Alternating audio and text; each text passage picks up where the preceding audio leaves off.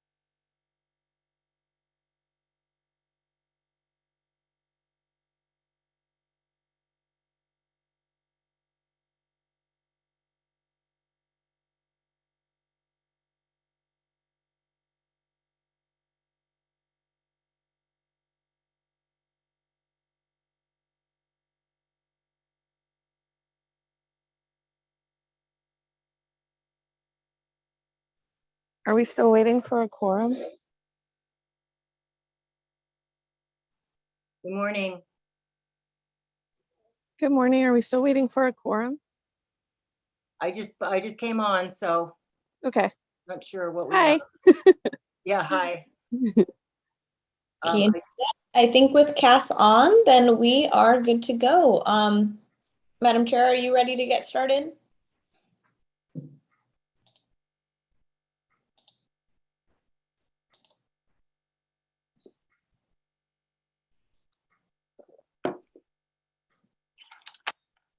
Maybe not quite ready to go.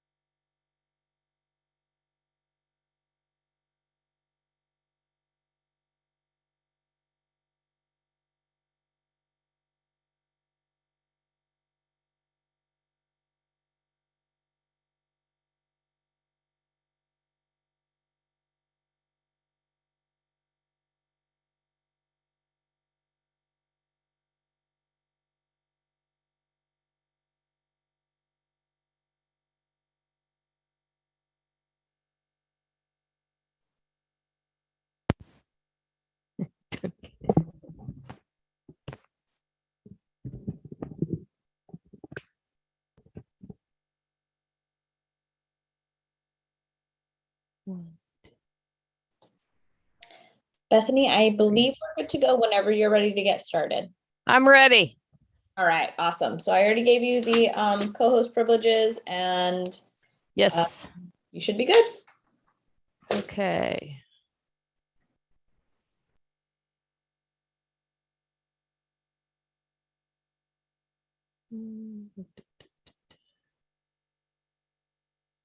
Just a second.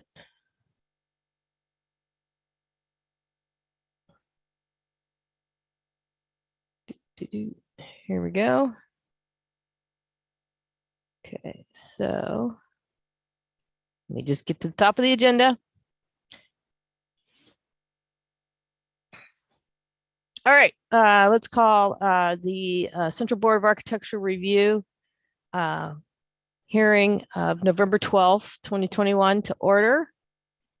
And let's go down here. Okay, I know we have a lot of people who are logged in today. So just for all the folks who are here, if you're part of a team doing a presentation, that'll get coordinated when we call your item. If you're a member of the public, what we're going to do is we'll ask each applicant to make their presentation. Then if there is a question of clarification or a quick review of something, we'll do that from the board, from BAR. Then we'll come back and do public comment, which each person will get about 3 minutes to speak. That's our general time frame. And I'll go over what our board looks at, what our purview is before I do public comment. Then we'll, if we need anything from the applicant at that point, if there's any staff comment or anything like that, we'll come back for that. And then we'll come to the board for our discussion and comments. So that's what we're going to do. Do we have any members of the public who have a comment regarding an item that is not on today's agenda? If you do, go ahead and raise your hand in Zoom. There's a little button on your screen. Also, if you're here for a specific item as an applicant, but you're stuck in the attendees, go ahead and raise your hand and I can move you over to the panelists. Okay, you got 2 participants there, 3, 4. It's going up. So, Madam Chair, I do not believe we have any requests to speak, and it looks like we have about 8 attendees. So I'll keep an eye on the public comment list. Okay. All right. So agenda status report. I think we do have some interesting things going on this morning with the agenda. So We do. So Madam Chair, and I don't know if you want to go through this or you want me to go through it. There will be some movement on the agenda today. And I believe number 7 on the agenda is wanting to be heard before lunch. And then number 3 will be heard at the end of today's agenda. so number 3 is moving to the 8th position. Correct. And number 7 is moving forward. Or do we just want to put it in? We at can move number- it to number 3 if that makes it easier. We'll just, we can just insert it where we took out number 3. Okay, well, let's go with that for right now. Hi, Okay. guys, this is Nicole. Yes, For clarification, when you say insert it, we're still gonna call it item 7, right? For the We purposes will. of the minutes. Okay, it will thank you. be called 3rd. At this point, we're going to call it Yeah. 3rd, but its item number will still remain number 7. I'll just Perfect. call it out of order, or Okay, somebody thanks. will. Okay, so let me scroll back up here. All right, minutes. Oh, I'd like to make a motion to approve the agenda status report. Can I have a second? Second, Thank you, Alan. All in favor? Aye. Aye. Can you say aye, Alan? I did say aye. I just didn't hear you. Okay. All right, so the agenda status report is approved. Minutes of October 10th. Leah, I think you have an update on that. I do. So today we will not be hearing the draft minutes. We'll hear them at the next meeting. Okay, so for just to lay things out here for everybody, those minutes are the draft minutes from the last hearing. And we'll take a look at them and use them as a guideline, understanding that they haven't been completely wordsmithed. If an item, for example, is returning on today's agenda and was here last month as well. So, okay, informational briefings. I don't have anything. Do anybody else here? Any members of the board have anything? Madam Chair, this is Cass. Yes. I just let everyone know that I have been reaching out to colleagues to see if we can find another architect who'd like to serve on the board. And so far I have not been successful, but I will continue to look and possibly ask that AIA Santa Barbara put out a call in their newsletter. Okay. Ideally, what we'd hope it would be somebody who either has done in the past, the 3rd district, before putting somebody forward, they like to have, or seem to like to have, an applicant who is either lives in the district, that's ideal, or is somebody that is intimately familiar with it because they've done a lot of work here. So, Yes. and to clarify, it's not that you're proposing somebody, it's, you're encouraging them to fill out an application to submit to the Board of Supervisors, correct?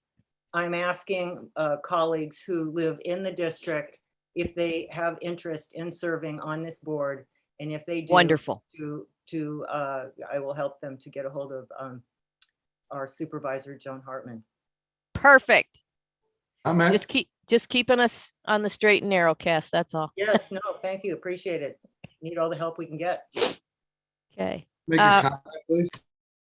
I'm sorry, Alan? Can I make a brief comment? Yes, absolutely. It isn't necessary Anybody with some neurons firing can do this. You don't need to have somebody who's in the business who may have to recuse themselves from time to time. That's true. It can be an interested party. We tend to try and have at least one licensed architect and one licensed landscape architect. I mean, that's kind of ideal. And then the whole specs and everything, as Alan pointed out, the requirements are, those are not necessarily requirements. So if you check the county's website, also has a list of what are the requirements for serving on the various regional BARs. Perfect. Okay, member recusals. I have to recuse myself for item C1, the consent item, and I also have to recuse myself from item 7. Anyone else have a recusal today? Madam Chair, I know that Puck hasn't logged in yet, but did you want to just announce that Puck needs to recuse herself as well? Well, you just did. I think, do you know the item number for hers? Hers is the one that we're flip-flopping. So if you're recusing for 7, then Puck needs to recuse for 3. Perfect. Okay. All right. Question, Madam Chair, Yes, Cass. will we have a quorum with the recusal? Yes. Okay. Okay, staff update, Nicole. Good morning, everybody. I just have a few items that are coming up at the Planning Commission that you might be interested in. There's gonna be an update. Well, last week, there was update at the county PC on the ordinance amendment to update the sea level rise local coastal program amendment. And Montecito Planning Commission will be getting that update on November 17th. So that'll be talking about updates to our sea level rise analysis in our local coastal program countywide. And then on December 1st, the County Planning Commission is going to hear the Shaw Street Maintenance Association appeal of the Rufino tentative parcel map, and in Lompoc area, a cannabis cultivation conditional use permit. Then on December 8th, the county PC will be hearing the Grimm appeal of the Coyote Hills Agricultural Enterprise Cannabis Project on Kentucky Road in Santa Ynez. Thank you. Wasn't there one on 246, an appeal that was just heard for one of the cannabis projects in the C-Bar area? Yes, let me see. Looks like on November 10th, there was the Pence appeal of Eldorado Gardens cannabis cultivation. Yes. I don't know the action that was taken, but I can look that up and report back to you later. That'd be perfect. Thanks, Nicole. Okay, thanks. Nicole, this is Ben. I can fill them in on that if you'd like. I was the planner for that appeal. Oh, wonderful, that would Ben. be Thank you. Great. So for the action taken on that, the item was continued. I believe the date right now that's continued to is February 22nd. So it's kind of a work in progress. It was continued pending concerns on odor, traffic, and water usage. Okay. Thank you, Ben. Okay, Leah. Since Yeah. we did this once before, should we go ahead and do this again to avoid another meeting? Is that why it's on here again? Unfortunately, well, if we do it today, there's only 28 days until the next meeting, so you won't have to have a special hearing. Oh, that'd be lovely. But, I know how much you guys love meeting with me. So if you'd like to have another special hearing, instead of voting on it today, we can do that as well. It's up to the board. I'll go ahead and do it. Okay, I just want to make sure I was correct on the inference of why it was on here.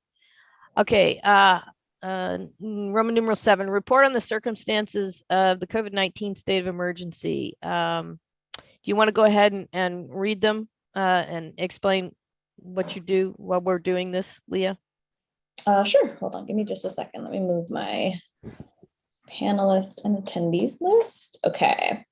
So we do not have an update from the public health official. From what I understand, the recommendations are still as they were the last time you guys viewed this item.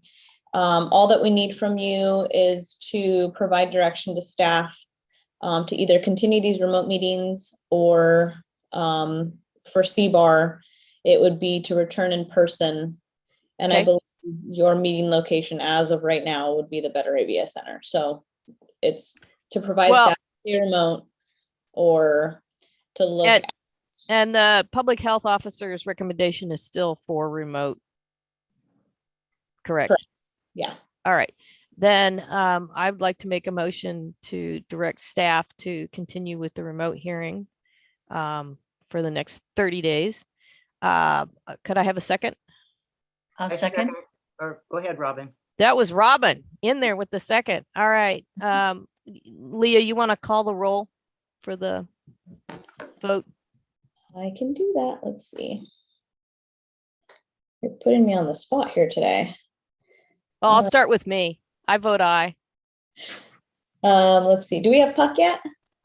No. I don't believe so. Okay. Robin, Aye. Cass, Aye. Alan, Aye. and do we happen to have Lowell on? I don't think he's here yet. I don't think so either. Okay, motion passes 4-0. Okay. Okay, so I can state that the representatives were available on site for the site hearing meeting. And when we get to that item, we'll verify who made it out. So the consent agenda. Robin, would you be willing to go through the consent agenda since I have a conflict with this item?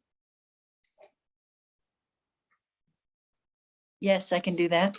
All right, I'll call it. And then while I'm doing that, Leah, you want to liaise with the applicant and get the screen sharing and all that set up? Okay, Right. so consent agenda item number 1, 21 bar 114 McGill new single family dwelling. I have a conflict of interest. So Robin, take it away. Okay. If we can have, Leah, can you read the previous comments on this? Yes. Bethany, do you mind just scrolling down just a bit? There we go. Project would be more successful if only one roofing material were proposed. Hold on.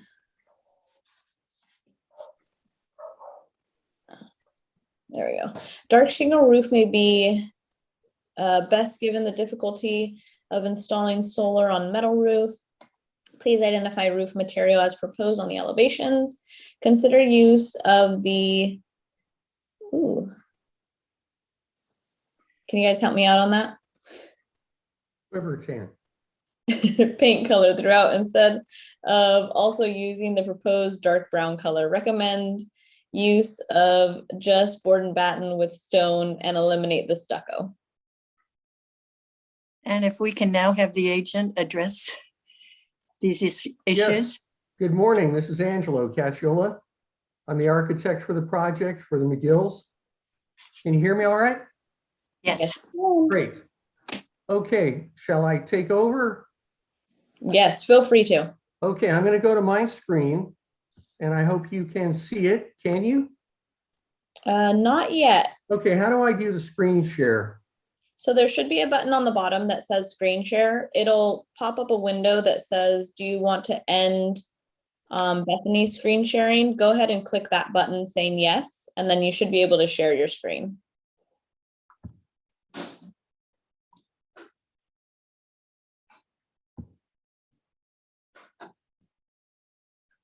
There we go. That looks wonderful. Okay, now you can see the drawings. The first sheet has the photographs on it. Here, let me try to enlarge this to full screen. And I'm going to be as brief as possible for you because I know you've got a lot to do today. We're going to review the plans, everything that was submitted. I'll go through it quickly. I'll point out as we go through where changes were made. And please jump in and stop me if there's any questions along the way. So the first sheet are the photographs that were taken of the site. No changes, the same as it was. These are some of the photographs that were taken early on, showing the location of the project from a distance and the view. Here's a site plan. The only changes made to the site plan were the removal of the contour lines, because we have a full-blown civil engineered grading plan now that we'll show, that I think we showed at the last meeting. But we also are indicating our parking space, which is more of a planning department issue, but that was the only change on this sheet. Here's a fully dimensioned floor plan I can't remember if we had dimensions on it last time, but there are no changes other than the addition possibly of the dimensions. No changes. This is our electrical and site plan. I'm sorry, our exterior electrical and our roof plan. I don't think there was any changes here, with the possible exception of an additional light indicated, which didn't come through very well, but it's right in this location. It's one of the small box-shaped lights that are hidden up in the fascia, in the overhang, so it's not visible.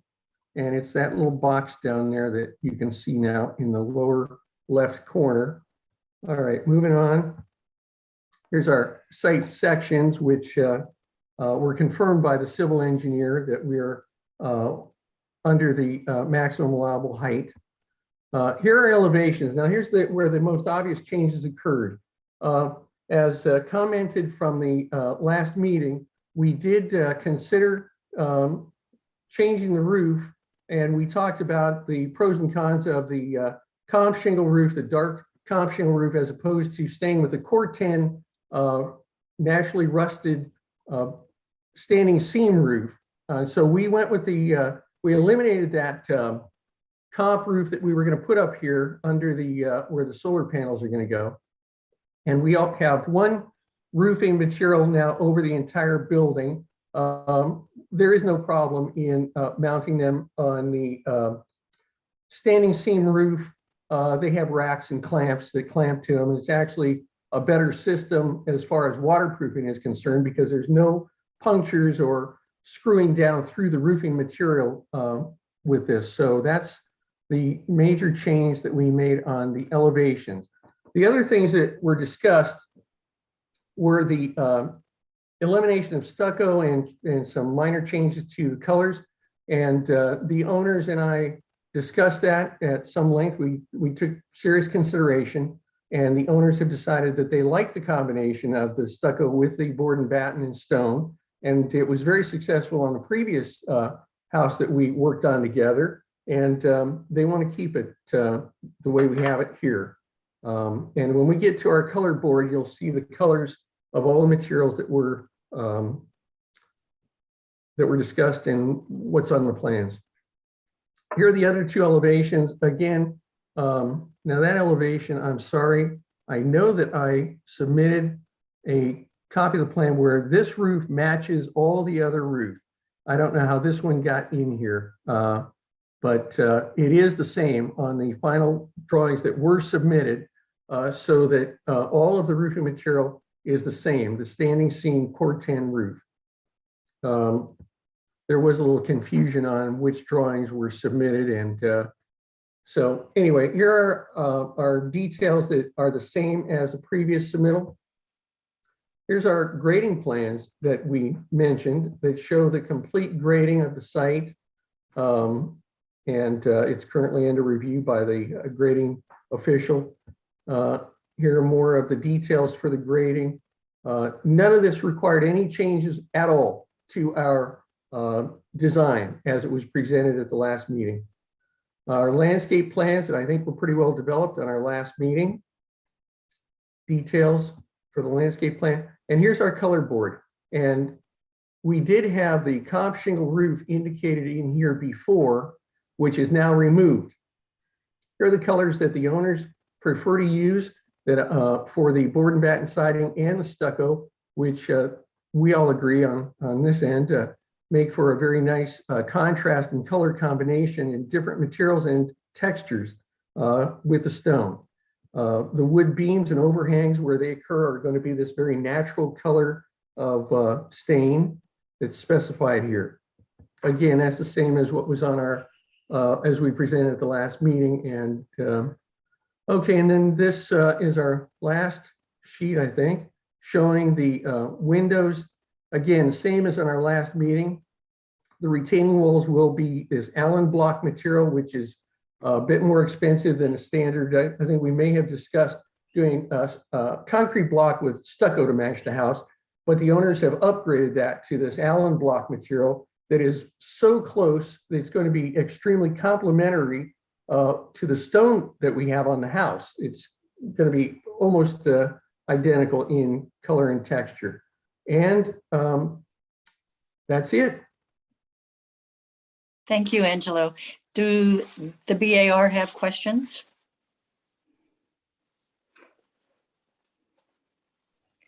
I take that as a no. And is there any public comment, Leah? I do not have any requests to speak. Okay, and BAR comments. Would you like me to start? Yes, Cass. Yes. I appreciate the change in the roof, and I think it's much improved.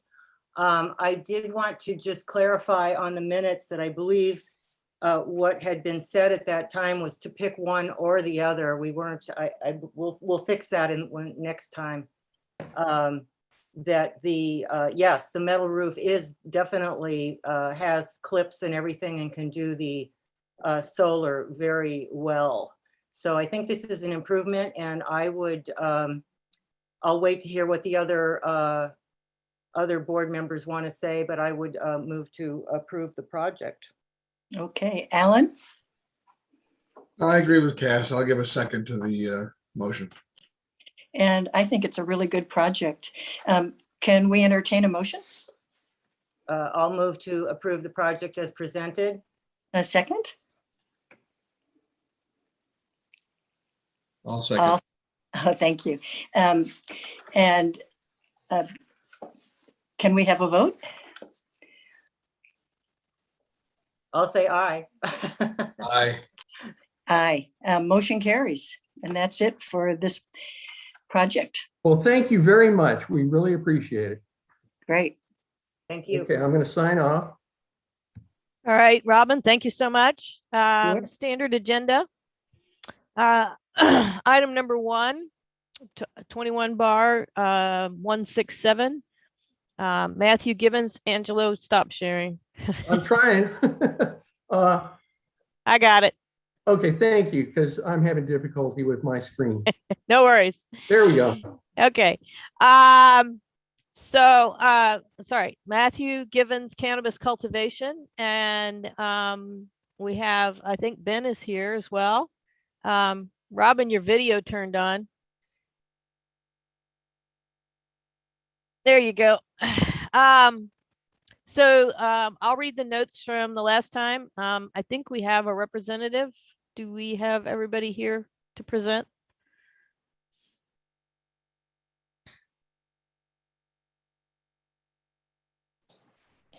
Amy, I've got you set up, so whenever you're ready, go ahead and start sharing your screen.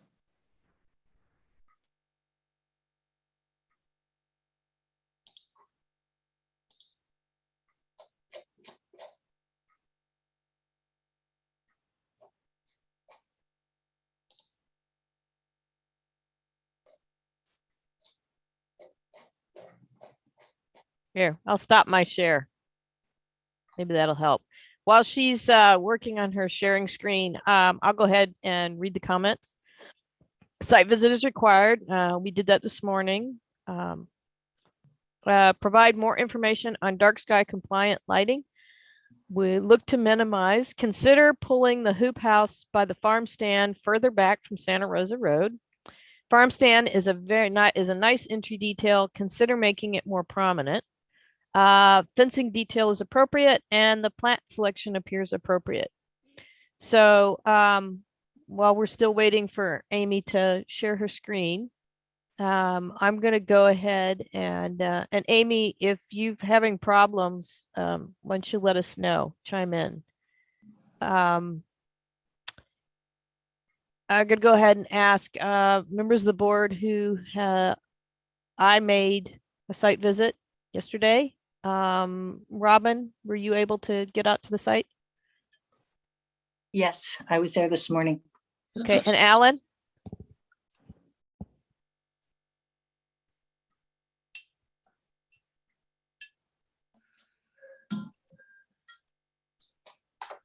Alan and Cass, did either or both of you make it out to the site? I was not able to make it to the site. Okay. Did you make it out, Alan? Well, I'm trying, there we go. I had a couple of questions to staff first, never did hear back in time, and I did not make it out to the site. Okay.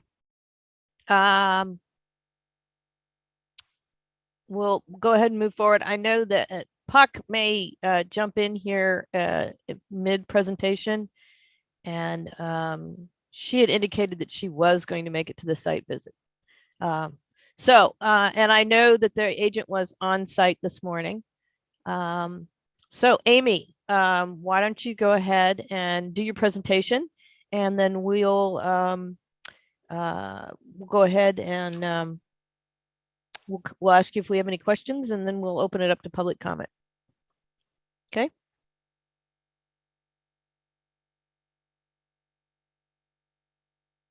We can't hear you, Amy.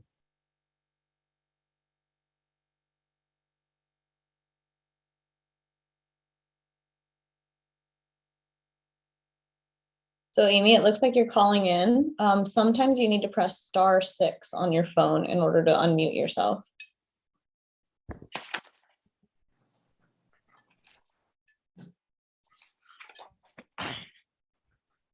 Oh, interesting. There Can you hear me? go. Now My we can hear you. gosh. Okay, sorry about that. I'm not sure what you want presented today. I thought we were mainly dealing with the site visit. Sorry. So at the last meeting, we went through plans. Do you want to look at your comments, or do you want another run through of the whole project?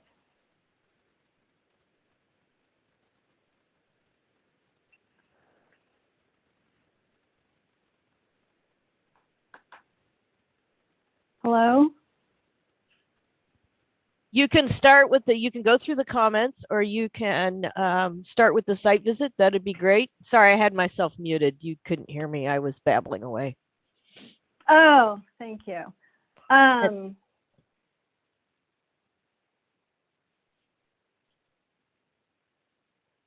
It sounded like the comment was mostly concerned about the lighting. Is that correct?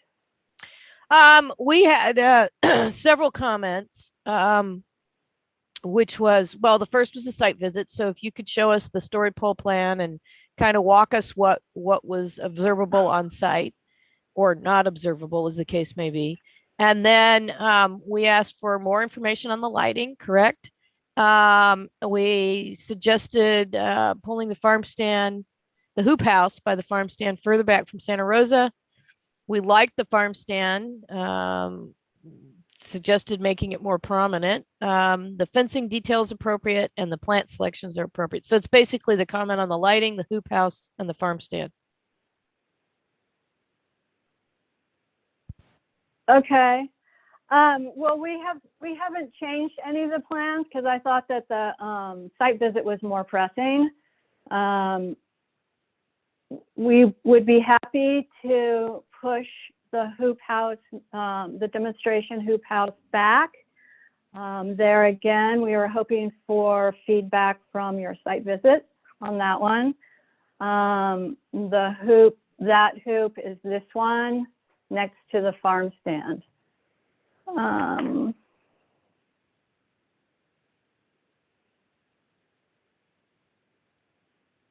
Oh, Matt just texted me to say that he has no problem making the farm stand larger, if that is important. I think there, the farm stand, I was mainly trying to stay away from the bathroom requirement for Well, the public. We can get to in the comments. I think we can give you a little better direction because prominent doesn't always mean bigger. So, Thank you. Awesome. So I did not pull up the story pole plan, but basically here we put poles kind of at this corner, over here. The gate is existing approximately where it is. This is a set of existing hoops, and an additional gate will be in that fence line next to the existing hoop. And then I think there are a couple of poles over here because this piece of fence is being pushed over from the existing fence. And let me see here. Yeah, so this gets pushed over just a little bit from where existing fence is now. And there was a fence here that's already been taken down.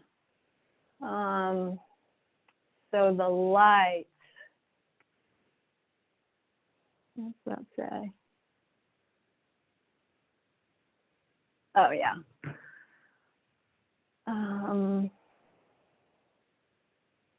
The lighting plan.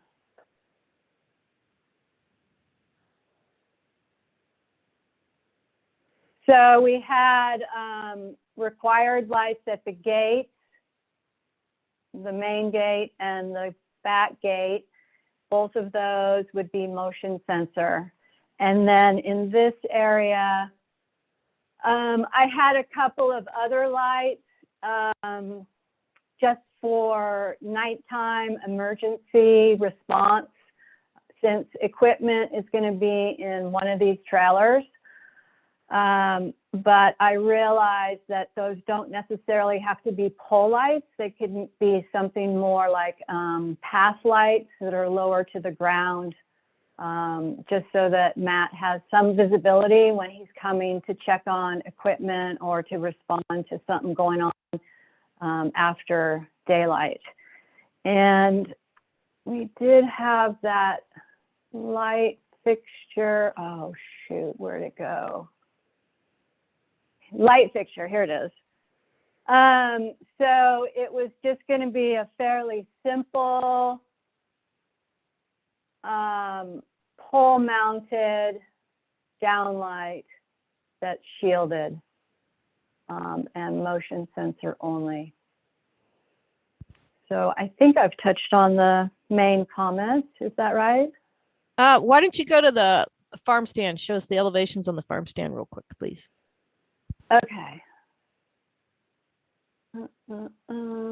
Here's the farm stand.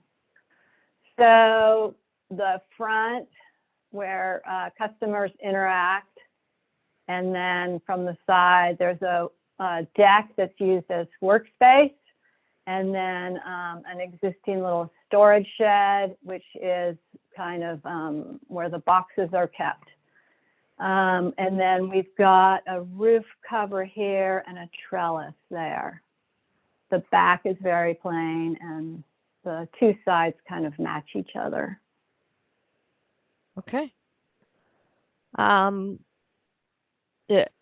That pretty much addresses everything, you think? I think so. Okay. Why don't you just leave your screen there and we may ask you to Sure. move it around. Let me just check in with the board members and see, any of the board members have a question for Amy regarding any of the? Yes, Cass.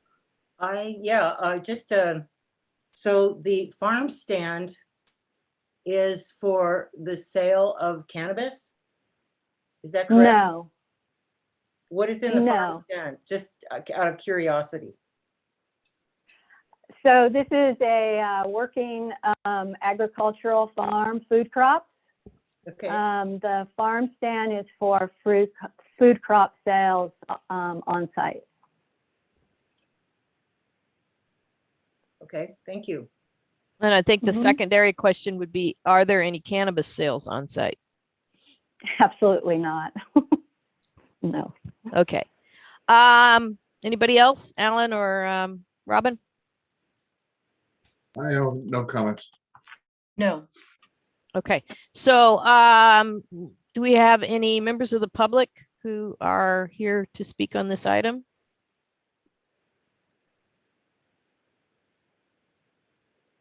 Madam Chair, I do not have any requests to speak. Okay. So let's come back to this project is here for further conceptual review because of the site visit. Anybody on the board have any comments? I think I could speak to the farm shed about farm stand. I think when we saw this last time, it was my impression, and especially since I went out and looked at it, it's painted a very nice recessive color, which is usually what we ask for. But I think that if the applicant wanted to play with the paint choice or in some other ways liven it up a little bit, I think I saw some awning, some like fabric stuff or shade and anything like that. So just kind of to make it more when you pull it, because it's a little distance from the road.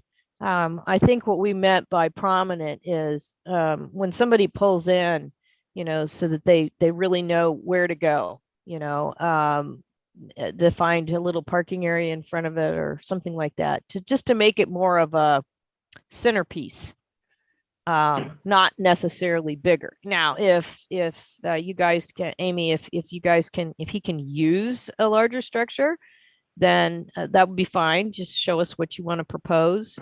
If he wanted to extend off the side or an L, or I'm not even dictating here. I'm just throwing stuff out there. Thank you. Thank you. That would be fine. But I think what we were looking for was not necessarily larger. I think we were looking for something that was more of an announcement of this is where you go, that looked, bright and cheery and welcoming. Is that Those are provides some- great suggestions. Thank you. Okay. Cass, your mic is on, so you want to make any comments? Oh, sorry. Yeah, no, I agree with what you said. Yeah, it should be a feature. It's an element that has, just positive. It's a positive statement, and it's something that we always enjoy seeing, a little farm stand. So it should be something that is noticeable. So I appreciate what you just said, Bethany. Sorry, I'll mute myself. Robin and Alan, do you have any comments? I do. Okay. When I was on site, both the hoop house and the farm stand are set back, and we had the comment that we would like the hoop house moved farther back. It has a black mesh over it, which I didn't realize from the previous meeting, and it's only not even halfway over it, and I found it just sort of went away when I was at the stand. So I don't really believe that it needs to be moved back. I think when I saw it yesterday, it had like a white plastic on it. No, today it had a black mesh. Okay. There is white plastic towards the back of it. the Okay. back I didn't section. see that.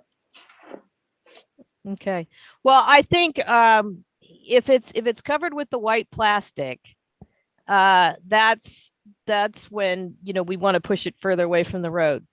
When it's covered with something like the black mesh that visually is not very apparent, we don't mind that it's there, kind of a thing. But I think that's probably, Amy, if you could confirm with us when you come back,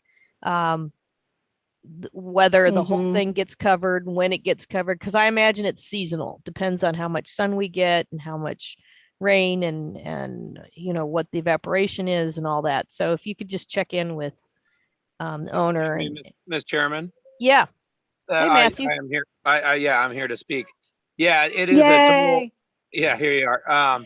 It is a total set. We set the actual plastic part back, and and that's more of the demonstration area, and it is set at least a couple 100 feet from the road. And the predominant part that you see as you actually turning the corner, of course you do see some of the plastic when you're turning the corner, but what you see predominantly from the road is the actual shade structure over the herbs that are out Got in it. front next to the street, next to the fruit stand. And actually, believe it or not, the only thing that changes is we just take the plastic on and off. The shade structure might stay there. I take the shade off also throughout the coldest times of the year once there's just no necessity for it whatsoever. Sure. We kind of take them all down, and then they go back up during a more needed time during the early spring and the late fall. And so even So it in the is very summer- seasonal driven. yeah, the whole idea, Okay. that's the whole idea behind that was the original idea behind tunnels in the first place, is Okay. they were really season extenders or Got it. yeah, and I still stick to that as far as all the tunnels that we use. It's about definitely removing them. We don't use them permanently at all. Okay. Yeah. Let me get back to my board. Okay. Do Thank you so both. much. Thank you. All right, Robin, did you have anything further or anything you want to add with that clarification? No, that was it. Okay. Alan? I think they've answered my questions. Thanks. Okay. How do we want to see them return? I think preliminary. No. Excuse me, Madam Chair. Yes. Would we need positive comments from your board in order to proceed with the planning commission process? Yeah, Ben, you can jump in here if you like, if I screw it up, but it's my impression that the process is you will need to go to the planning commission to get your approval. And what we do is we take you to where we would give the project a preliminary approval. We don't Okay. actually take that action, but that's the point at which the project goes to the planning commission for them to take their action. So we Right. need to see you one more time so that you're Well- ready for Well, giving that approval. hold on just a second. Ben, did Okay. I get it right? Yeah, Bethany, that sounds correct. And even that I think might be more than is technically needed, where they need to Yeah. have received preliminary review, not necessarily kind of the preliminary approval. Right, we don't take But- the action. Yeah, Okay. Yep. Okay. I think we would like to see it one more time. I'd like to see the specs and the locations of the of your path light, whatever your solution is there. Yes. On my, I think we've figured out, Tony, your mic is on. I think we've figured out what to do with the farm stand. We've given you feedback, I think, on that. And you guys, Yes. this will give you an opportunity to fully do whatever it is you're going to propose so that when you go to the planning commission, it doesn't come back to us and change. Yes. And we're cool with the fencing. We're cool with the plants. The hoop house, I think we took care of that. I don't think we have any objection to it in its current location. So I think it's just basically firming up your lighting. Any fine tuning you want to do to fencing or plants or anything like that. And then whatever you choose to do with the farm stand.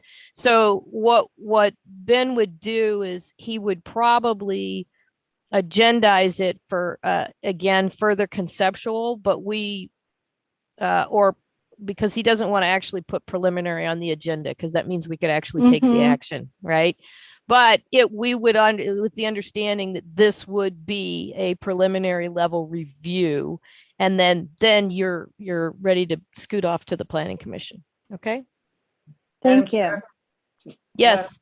Yeah, one other thing, and I do apologize that I couldn't get up there to see it. I just, how long will the story poles be up? And I could try to get up there this weekend to just have a look. So that was one question. And then the other was, I just was curious, and of course, without seeing it, that's, I'm at a disadvantage, but just, I just really like, You can't really see it. you can't see the farm stand? You can see the farm stand. You can't really see the story poles. You cannot see the story poles. When you're driving by. Robin, what did you think? I had to really look, but I Yeah. knew where to look. Well, in any case, are they going to be up for a few more days, or are they taking them down? Amy, And- can you guys leave them up through the weekend? They'll be up. Absolutely. Thank you, Matthew. Yes. And then lastly, just wondering if there, the farm stand, is there any option that the farm stand can come closer to the road, or is it already set as close as it can be right now? Just to make it I more think with prominent, the as we're saying. parking, it works. I think with their parking solution, I think they've got it where they want it probably, but they can come back and tell us. Amy, you guys come back and tell us next time. Yeah, due Okay, to thank you. elevation, it's kind of in a pretty predominant place. And then maybe with a color change, as Bethany was saying. My wife would love. She'd love to paint it, huh? Okay, all right, well, thank you for that. Okay, so I think that concludes item number 1. Let's move to item number 2, 21 bar Thank you. 165. You're very welcome. The Pharmacy SY Cannabis Retail Storefront. I don't know if we have Ray here, but do we have Kent? Your mic is on. Yep, I'm here. Okay. He did. Oh, okay. Was it the? So are you going to be sharing your screen, Kent? Oh, yes. Should I Okay. do that now? Yeah, Leah should be setting you up right now. Go ahead and check. Yeah. So the form is attached to this email. So all you need to do, and there's a job number. Can you guys see that? It should be your comment from last time. We do. Awesome. Your info, put the date of the start of the construction and. then Okay. Okay. Are you guys ready? Or are you gonna actually? We've got a raised hand, Leah. Yeah, Nicole, you're part of the applicant team, right? Yeah, Nicole Horn is, yes. Perfect. I just promoted her to a panelist, so she should be returning on our panelist side and just. There you go. Okay. Thank you. No worries. All right. So the comments from last time were good rehabilitation of an existing building. Consider weathered wood siding instead of white for a more rustic feel in keeping with the San Ynez community plan. Landscape as much as possible, given the site constraints. Restudy the selection of Yankee Point and the south parking planter, given the narrow width of the planter. Provide more lighting details, including direction of light from poles. For example, demonstrate there is no light spill onto adjacent properties. Strongly encourage the applicant to return with proposed signage. You can return preliminary final full board, and I think you are here today for Final. preliminary and final. Okay. So go ahead and take it away. Great. Thank you, board, and thank you, Madam Chair. I'm Kent Mixon from Androlitis Mixon Architects. And as you're aware, Nicole Horn from CJM Landscape Architecture is here as well. So I am going to share with you guys some pictures and so forth that we took and kind of analysis that we've, taken away from the last meeting and comments that were made and so forth. Can I just interject one thing, Ken? Sure. We just need to make sure that you've submitted everything that you show us. Yes. Okay. Yeah, with exception of just the photos to show kind of what was, what existing conditions and other conditions around for site analysis. Any of the plans I show you within this presentation are in the package that you guys have that was submitted initially. Okay. And it just made it a little easier to rather than bouncing around the big set. So anyway, I will start here. And I think what I will do is start with the lighting first. After our last meeting, we did I did meet with our lighting rep and analyzed our pole lighting situation. And I'm glad you made the comment, because I've frankly was kind of been struggling with those pole lights from the get-go. And they did in fact spill into this neighbor's property and as well at the back. As you know, and I think it was maybe even mentioned last time, there's pretty limited areas where we can locate them. The landscape is fairly minimal or in terms of size to accommodate them. So we had one here and another one located here by the handicap space. So what we did is took a little further analysis and looking at, this is the existing building at night. I did quite a bit of research, not only in the entire area during the day, Sagunto and the surrounding areas, but also at night, walking around at night when no one else was around and buildings were closed and so forth, and just kind of analyze what we were up against and what was successful and maybe what was not. You can see here, there's an existing kind of high-powered LED flood that's on the back of this building, and these existing sconces that are there now. As you saw last time, and I'll show you the light specs, we're replacing all of these, I think, with a much softer light. And we're adding a couple here in the center to handle the lighting right around the doors and at the ramp and stairs. This will all be changed in a current scenario. So kind of looking towards the back, that's kind of standing at the building. This is kind of the building that's behind us. It's kind of a big warehouse that has floods on it. You can see the light that kind of comes into our site from that side. And then there's another kind of view towards the west, I think. That's the same building. This is the floors to the left. So there's actually pretty ample light, and actually, I think more light than we really probably need. And so our tact was to let's address. So I went back to my lighting rep and said, gosh, what do we have that maybe is building mounted that would still satisfy and give us ample light in the parking lot in that area. And what they came back with was this wedge type light. It's fairly small. It's about 11 inches wide, I think, and 9 inches tall. It predominantly throws light down, but it does throw light out towards the back fence line as well. And then these are the lights that you saw before that are on the building. So I think I have a lighting. Oh, here's our elevation. So where that would be replacing that big flood that's up in the gable here now on the back that faces the parking lot. And I think I have here it's showing on our lighting plan as well. Okay. And then this is, sorry, that's a little bit blurry, but basically this is the lighting demonstration of our lighting levels. And these are the foot candle levels.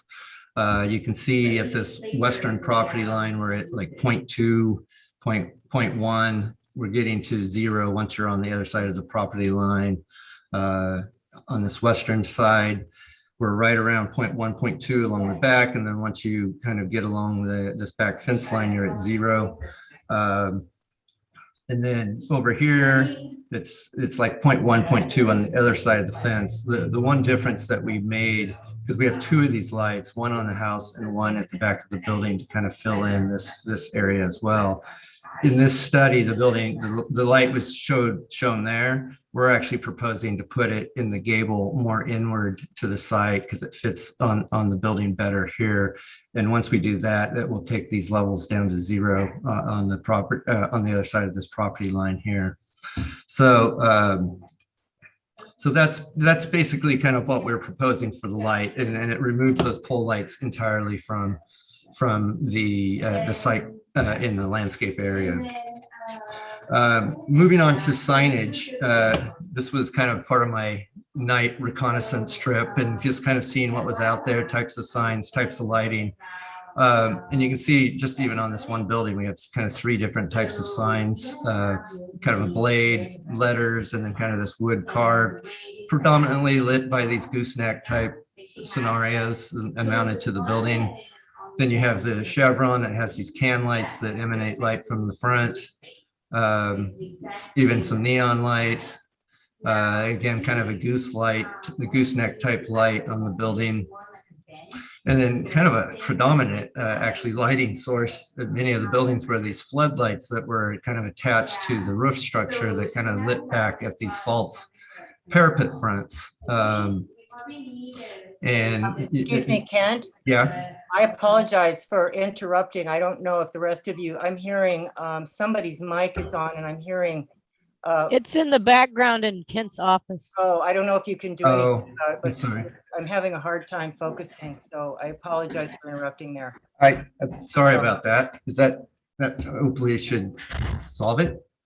Yeah, thank you. I apologize for jumping in there. Sorry. I'm trying. I tried to get my headphone thing to work, but I can't seem to get it to connect to my computer for whatever reason, and I think that would eliminate it. But anyway, so here we go.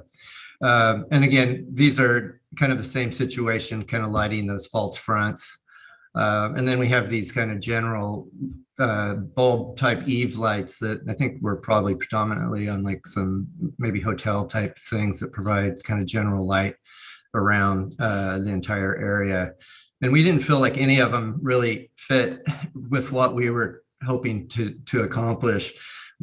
This is our project, and we're proposing, you know, a more traditional type face, kind of similar like what you saw in the first photo. And these would be metal letters that you can see here that are kind of hollow on the back. There would be these LED emitters that are in the back of the letter that would face towards the building. And then these letters are about 1.5 inches off of the face and emanate kind of a soft indirect glow off the back of the building, or off the back of the letter, you know, indirectly lighting a soft halo around the letter. So that's what we're proposing for signage wise. These letters are about the pharmacy face is a foot tall, and then where it says Santa Ynez is 3.5 inches tall, and this is matching the font kind of the brand of the store and the company. So that's what we're proposing signage wise, and then I'll get into kind of our materials and siding and so forth. As this is the existing building, as you can see it, and I want to back up and say, you know, we honestly, we took your comments to heart. We had a lot of lengthy discussions with the client about what they were desiring, what kind of image they were hoping to kind of emanate from their business. And we talked to our contractor about, you know, what would change in our scope and what we'd be biting off. The existing building is a rough sawn plywood. And then it has these wide, more traditional style bats kind of attached to the face of it. If we were to propose the barn siding, which was mentioned as something to study, we would be pretty much stripping this building down to its plywood, removing all of these moldings and cornices and all these trim and batten, and then having to put all of that back and, you know, probably do some extensions on the lights and where the fixtures are, and maybe even having to do some jamb extensions at the windows for the added thickness. So we felt, and you saw in the plans, that what we initially proposed with some slight modifications was where we would like to stay. And, you know, and for the following reasons: one, for what I just mentioned, and the additional added scope that we were hoping to never have to kind of tackle with this project of completely, excuse me, re-siding and all that additional work to the exterior of the building. And we feel that a painted building, which is probably 98% or more of the buildings in this even area and the main street of Sagunto and so forth are painted. The only wood buildings that I noted were the Maverick Saloon and the coffee shop, the Longhorn, I think coffee shop that's right there next to it. Everything else is a painted building. You can see here, this is kind of the back of the building and the house that's adjacent as well. And then we also, documented there's several white buildings that are in and around this whole area. The florist shop. You even have the gas station there on the left. Santa Ynez Cafe. There's a couple of houses that are right around that Santa Ynez Cafe or kitchen area that are kind of very much in keeping with the feeling. And then we came across this building too. And I have to say, long before we even submitted to you guys or even to the county, our team met in Santa Ynez when we were considering an application to be one of the dispensaries to be considered in the Santa Ynez area. And our team walked Santa Ynez and tried to find a building that was fitting with what we were trying to do and just kind of see what was going on up there. And almost collectively, as our team walked by this site, pointed to this building and said, that's the type of feeling that we want our business to portray. It's clean, it's light, it's airy, not eerie. It's airy, it feels good, it's very comfortable, and people are attracted to it.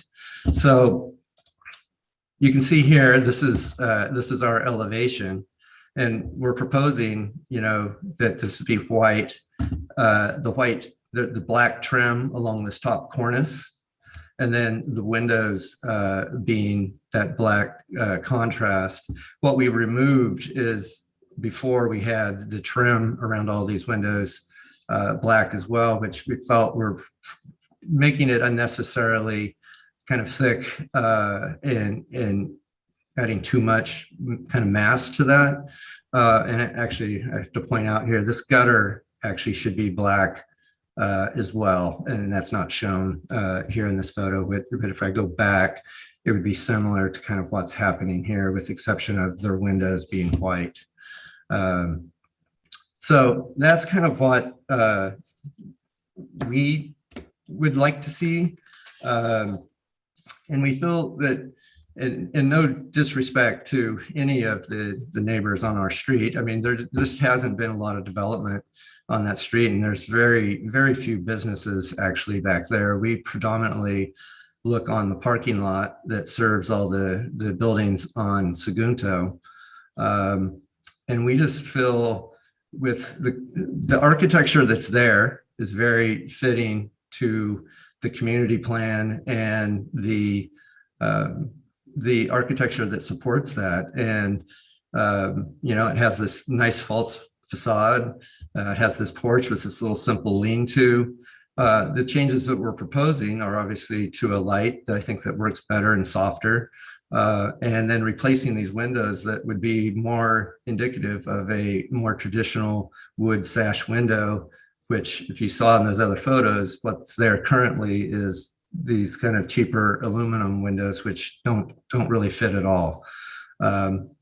So we feel like, in combination of what we're proposing for the building and what CJM has done with the landscaping and freshening it up, and all the added landscape that we're proposing on site where none currently exists, would be a great shot in the arm to the area and portray a nice, clean, efficient, effective building to any patrons in the community that would be in keeping still with the community plan. So hopefully, we just urge you to strongly consider what we're proposing. And with that, I will turn it over to Nicole, which I think will actually, I don't have her plans, so she will revert back to the plans that were submitted in the set to the planner.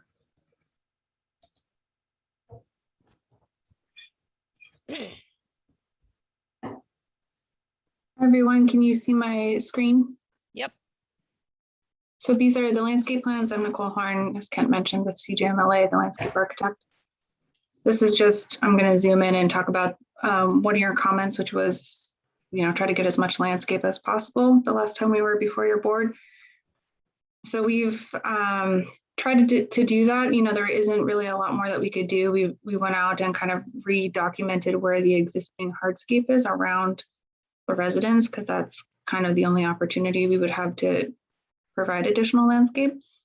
But there is a significant amount of existing concrete that makes their outdoor spaces usable. And then we've got a parking space now in the front that's kind of reserved. You can see in this dashed area, that's the required dimensions for a parking space. And so what we're changing from the current configuration of the site is that there will be an in and out driveway, whereas right now you just come in and park and then you have to turn around and exit back the same way. So as part of that, we've got the residential space now has a dedicated parking area so that they won't be blocking the exit. And that just makes it a little bit constrained here to allow ample room to get in and out of that parked car. And then also over to their gate. This residence has some of their utilities back here, I think washing machine and some other, we don't really know exactly what's back there, but it's mechanical and utility equipment. So the other thing we've done is we were pulling back that fence. You could see in some of Kent's photos that the current fence is right up against the paving here. So we're pulling the fence back to allow planting in front of the residence to help protect that from, views and the traffic of people parking back here. And then we've got much more landscaping along the back property line, but we really weren't able to fit in any more than we had, proposed originally. And we've also got here in the front, we've got bike parking. So that sort of limits where we can have planting in front of the dispensary. And I'll just go to our planting plans now. So there was a comment also about the Sinky Point along that back fence and the parking. So we've replaced that with Muhlenbergia dubia, which is grass. And then we have alternating vines that would grow up against that fence. And for that, we've proposed the Parthenosis hacienda creeper. And then I think the real big benefit that we're introducing is the trees. So we've got a parking island here with an oak and then another sort of small area behind the trash where we can fit a second oak. And then we've got a Lagerstromia here at the corner. So I think overall there will be an increase in the quality of the planting and the amount of planting, especially in the parking lot. And then, we'll be replanting the front areas so there's a little bit more privacy and protection behind. There's an existing picket fence here at the residence. And I think, it wasn't in the minutes, but there was a comment too about Carpinteria. So I just wanted to note, we no longer have that on the plant palette. Our shrubs are the Rhamnus, Mounts and Bruno, or little ollies. And then we're using a mix of grasses and other ground covers. And then just to show you, we've updated, our details. We have some additional details now for the fencing. So we would be reconfiguring that rear fence in a vertical picket. And then we're proposing, I think that they're just stained, wood fence color, cedar. And then we have a bike rack shown here. That's a pretty simple kind of, bare bones. I don't know that it's ranch style, but it's just a really simple steel structure.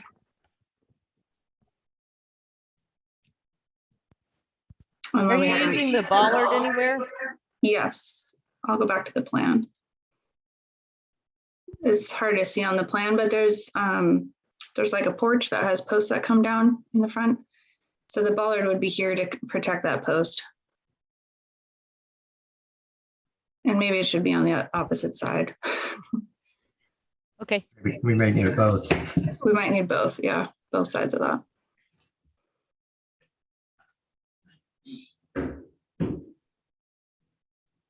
And then you can see that bollard here. It's the same style, the same manufacturer as the bike rack. And the color, I think we called it out here.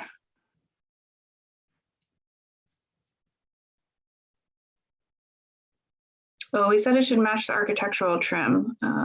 So once we have that approved, it'll be matching.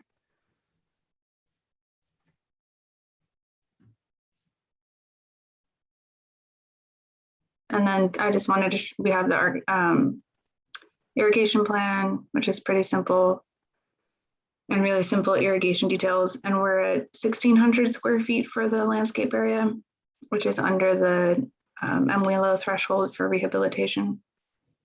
But we are totally revising the landscape, so it'll be an efficient drip system. And that's all I have for landscape. Okay, board, do we have any quick questions before I go to public comment? Madam Chair, I have a couple quick questions. Okay. I wonder, Kent, could you show it? What is, remind me what that, the roof, the overhang and the front of the building, what the roof is, what color it is? That I'd was say, Nicole, you might need to stop sharing. It's a comp roof, as I recall. Let's see here. And it's existing to remain, Yes. and it's what color is it? Let me see if I can say. I want to say it's kind of a brown color. Let me go to that photo. Yeah, it's hard to see here because it's kind of in shade, but it is kind of a darker brown, kind of almost like a shake shingle kind of color. Yeah. Okay, and then my other question is the glass of the new windows, is that going to be clear? Yes. Okay. Those are my questions. Thank you. Okay, Robin or Alan? I don't have any questions.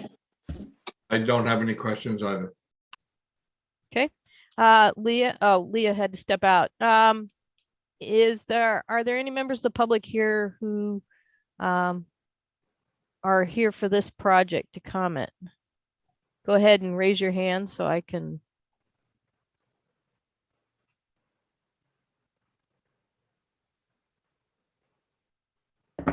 I'm not seeing anybody raising a hand. So, gonna go ahead and close public comment. Ray, I think you're here. Did you have anything to add? Hi, thank you. No, nothing to add, just that, you know, the land use permit is also close to approval. Thank you. Okay. Then let's go to the board for discussion.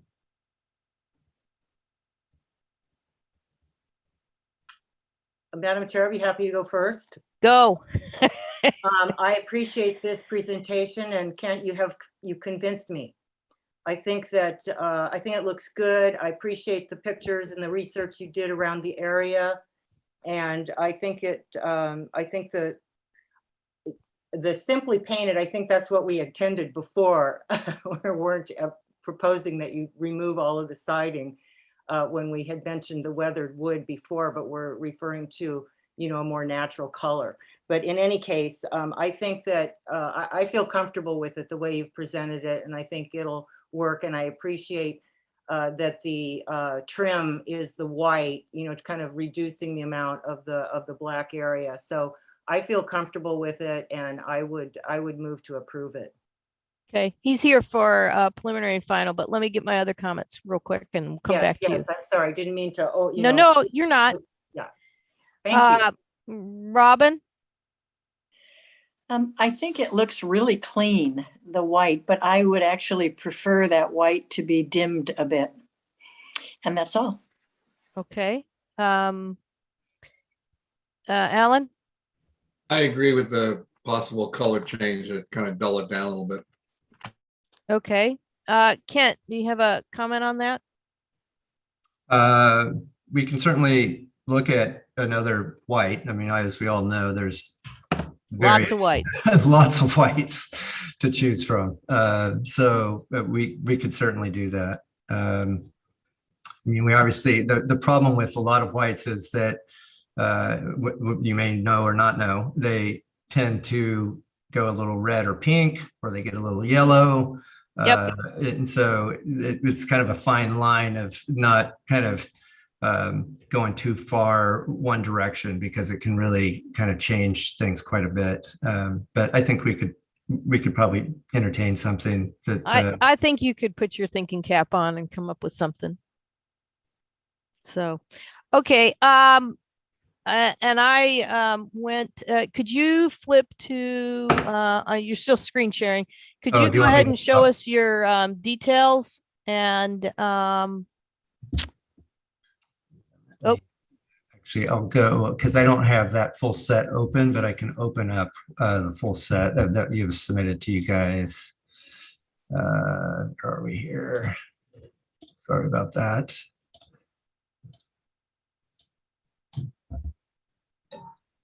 I just want to capture it for the record Yeah. so that when we So take let our me action, go- everything's all I should have it here. hunky dory. So this is the full set that was submitted. Solid waste plan, those were the existing photos that we looked at before. There's the signage. Yep. Civil work. Existing site, proposed site, existing demo, basically all interior and the windows. Proposed, there's our lighting plan, ceiling plan, existing elevations, proposed elevations. That's the finished colors that we looked at. That's the trash enclosure at the back. The lighting we looked at. Okay, hold up there. Go back to the lighting. I appreciate you've got it all selected, but on your wedge 2, your red box kind of captures that whole row and you're not really specifying. So when you come back, I think what I'm going to propose, just so everybody knows, is I'm suggesting that we take an action on preliminary and you come back final on consent. So this would just be like a tick the box thing. But if you pick which of these fixtures, because there's a bunch of different styles, P1, 2, 3, 4, 5, 6. Yeah. Yeah. Okay. Okay. So just be deliberate, make sure all of that stuff. I noticed on one of your other plans, you still have the pole lights shown. Yeah, that's on So- our security plan that it didn't get taken off of. That's right. So just get, all that stuff. You've got your temperature, the 3000 K on the exterior wall sconce, I think on the pendant light. Just make sure everything's all those things are ticked off and identified. Okay, keep going. Flip through. So door and window schedules, Yep. Keep going. door and window details. There's the details. Yeah. and That then was the plan. Yep. where you see that those pole lights are still shown there. But if you zoom in, I did call out those other lights up here as Perfect. well. So I just forgot to take off those others. And this is basically the camera, security camera plan. And those are all the. Yeah, I don't specs. think we You need guys don't those. need that. And then this was everything that Nicole just went through. Right. Wonderful. Okay, so it looks like everything's lining up. You just got a few things that, you could stitch up for the final. Most of it's the lighting, has to do with the lighting. So it's the pole. And you're gonna relocate the one fixture. I think it was a wedge fixture on the residence. You were gonna move it over. You talked about moving it to the Yeah, west. it shows it on the plan in the proper location. It just. Perfect. In that lighting analysis, it was in a different location. Okay, so if you could just, if you just, like I said, get everything all together, everything matches, it's all cohesive all together. Take a look at the white and come back with us. And if you want to run it by somebody, just talk to Ray and we'll see about it. If you want to just kind of do a little pretest, Ray can contact me and we can work that out before the next meeting. Okay. Think that looks all good. I'd like to make a motion for preliminary approval with the understanding of final on consent. Thank you, Cass. Any further discussion? Okay, all in favor? Aye. Aye. I didn't hear Alan's wonderful bass. I, Thank you. All right, thanks, you guys. Appreciate it. Okay, and everyone. I think Puck just got in. I'm here. Yay! All right, so we're actually, it says 3 on the agenda, but in its place, we did this in the agenda status report. We swapped 7 and 3. So this is actually I'm gonna call item number 7. I have a conflict with this item. So Leah's gonna be taking me out of the room. Puck's gonna be running the hearing. 21 bar 211 Hoffman, new single family dwelling. All right.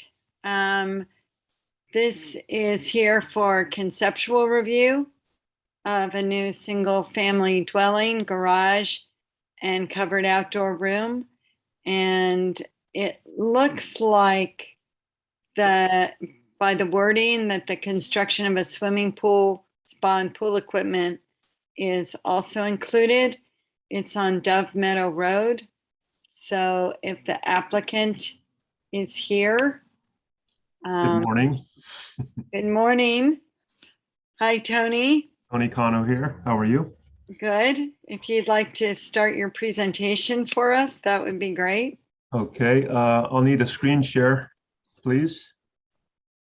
Leah, can you do that? Or Bethany? Tony, you should be good to go. It says host disabled participants screen sharing. Oh, you know what? I think there's 2 of you on here. Give me just a sec. Let me give the Sure. other one. There we go. Okay, how's that? Let me try it again. All right, there we go. Awesome. Well, good morning, everybody. Thanks for making the time and bringing us forward on the agenda. It's much appreciated. I'll go through the plans that were submitted for our conceptual review and in hopes that if there are any questions, you'll please interrupt. Let's see here. So hopefully you've seen my screen here, site plan. Yay or nay? Yes. Okay, thank you. So we're at 1220 Dove Meadow. I've had a long history with this property. It's such a gorgeous lot, tremendous views of Fig Mountain. I'd say there's probably nearly 180 to 270 degree views from this location here in the center. What we're wanting to do is to nestle this home in between these gorgeous oak trees. The mass that you see here to the left would be a potential ADU. We're still, because it's conceptual, trying to decide whether we want to move forward with that. The owner has been to the site many times, as you might imagine, is just completely in love with this property. We've talked with several of the neighbors over the last couple of weeks, and we appreciate those neighbors that made the time to attend today. So our site plan here is for a 3,800 square foot house or residence, approximately 700 square foot garage, and then as Puck mentioned, the pool. I'll move on to our floor plan. This is just the topo. Pardon me, it's somewhat rotated, but the house will be located between these trees here. So we really see this as being nestled in amongst these gorgeous oak trees. All right. Our floor plan, I'll just kind of skip to the photos so I can give you a better sense of our site. Photo 1 and 2 are taken from Dove Meadow, looking towards Fig Mountain there in the distance. You can see again, I'll probably continue to mention these trees here, but we see the home being nestled in. Here, we're doing some moderate grading that would lower this pad elevation, probably 2 or 3 feet here at the least, and possibly 4 feet here on the other end as this gradually slopes up. Photo number 2 is looking more towards the southwest, if you will. You can see this profile of this tree, and again, the home would be built or constructed here. Photo number 3 is a photo that is taken from Dove Meadow, which shows a shared driveway with a neighbor. And The owner and the neighbor have talked on numerous occasions, and we'll do some landscape and some beautification there. This will be the actual drive or the approach up to the new residence off this easement driveway. Photo number 4 is just a close-up standing on the site, looking towards that terrific view to the east. 4 and 5 are just from either end, looking along this ridge. And again, this is where the home would be located here. This is the master end, as I show the floor plan here in a moment. But again, we'll nestle the house onto this and along this ridge here. Same sort of thing, sort of a repeat of those photos. And I'll go back to the set of drawings that were presented. This here is our site section. Thought, absolutely critical that we kind of nestle. So Dove Meadow is at a slightly higher elevation. So the plan is to do some screening and planting here along Dove Meadow. And Bethany's come up with a terrific landscape plan that we'll share in a moment. A bit of an arroyo here for natural site drainage. It's been cleaned up. We've talked about some planting, but not a tremendous amount. Try to keep this as natural as possible. Here's our easement drive to the neighbors. We'll clean that up and do some additional improvements there along the road to dress that up. Okay, the house profile. I'm going to zoom in here a bit. You'll see our building envelope. We're going to stick with a 16-foot height limit versus going to 19. I plan to use a 3 and 12 pitch based on the traditional Spanish colonial style. But this gives you a good representation of how we're within the envelope. This great room is the highest elevation that is proposed. All others will be at a lower elevation. Tony, yes. could we look at the elevations now? Okay, sure. Let's drop back. Those are great sections.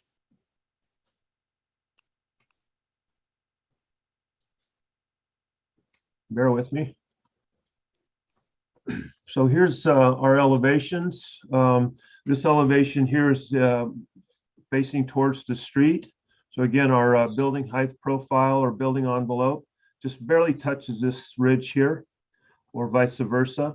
So we see this as being long and linear, keeping the profile down. This is our side elevation with the garage and motor court. And again, most of the roof line is 2 to 3 feet below that max.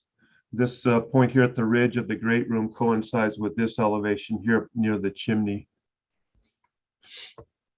Here's the remaining elevations, the rear elevations. We've decided to step down, so there'd be an infinity edge at the pool. So there's probably about a 4-foot drop here to the lower elevation along the hill.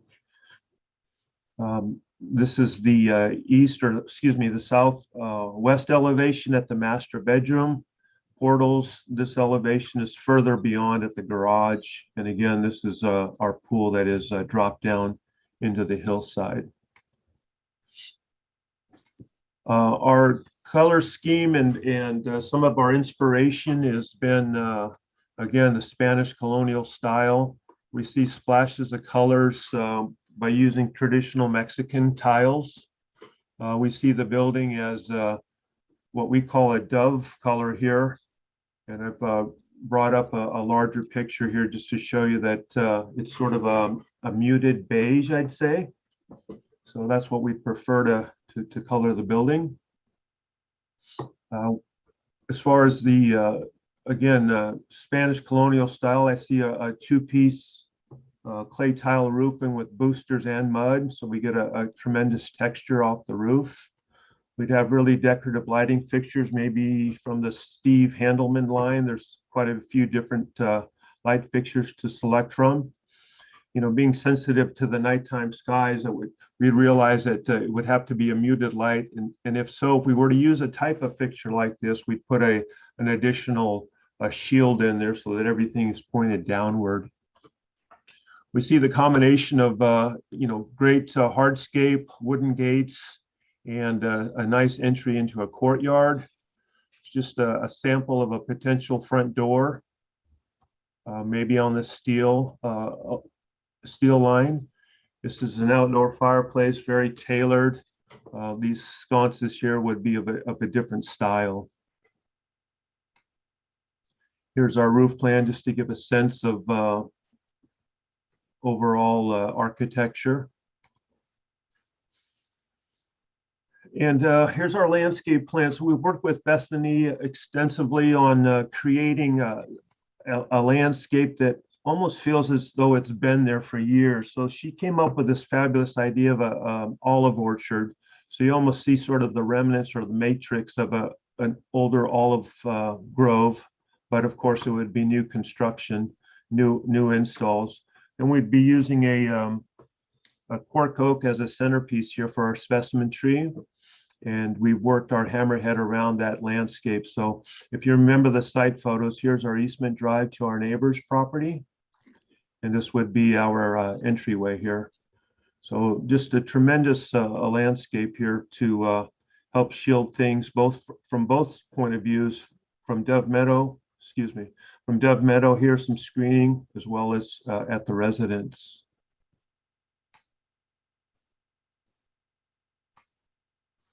Just a close-up sort of thing here. So add a little bit more definition. We also want to be able to screen each of these houses to create a little privacy for the future ADU, as well as from the residents. So there'd be a procession of probably a gated entry here, just to really announce and pronounce that this is the main walkway towards the house. Again, because we're building along the ridge, this is linear right to left. Here's our plant palette, just to give a sense of what we've discussed and what the owner really prefers in terms of the overall landscape. So I felt like I've rushed through this, but I did have an additional site photo that I thought might be helpful for the board to see. And this kind of speaks to the idea of nestling. This photo is taken from across the canyon. Dove Meadow actually runs across this ridge. And the home that we're presenting today would be built right between these trees here. So this is Quail Valley, as you can see for this address. And Deer Trail is behind me as I stand here to take this photograph. But, you know, I just wanted to give a faraway view as to what this home might look like. And if you can imagine a nice linear home along this ridge. I think that kind of concludes my presentation, and I look forward to comments. Are there any questions from the board? All right. I just had a question on that last photo, Tony, just to maybe help orient people further. When you are looking at the house up on that hill, the elevation of the house that we would be seeing, what direction is it facing? I heard two questions, I think, the height and then what direction.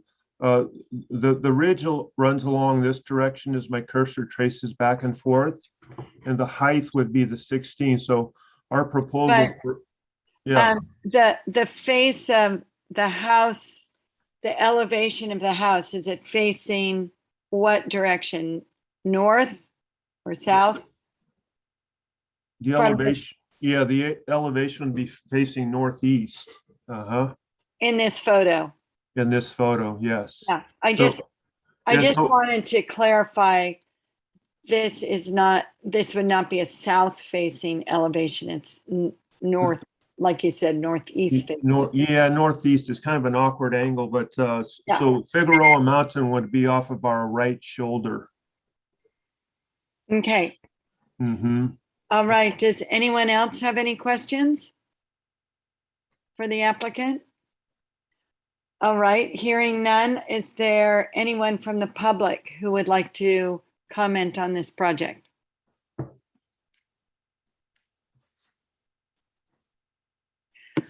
All right. Peter Garcia.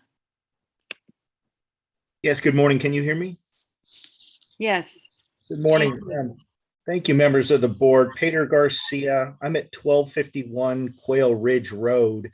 So I'm the property, Mr. Kano was describing its orientation. I'm sort of, I consider it sort of to the east. I'm on the downhill side of the project in the little bowl there on Quail Ridge Road, which is off of Quail Valley.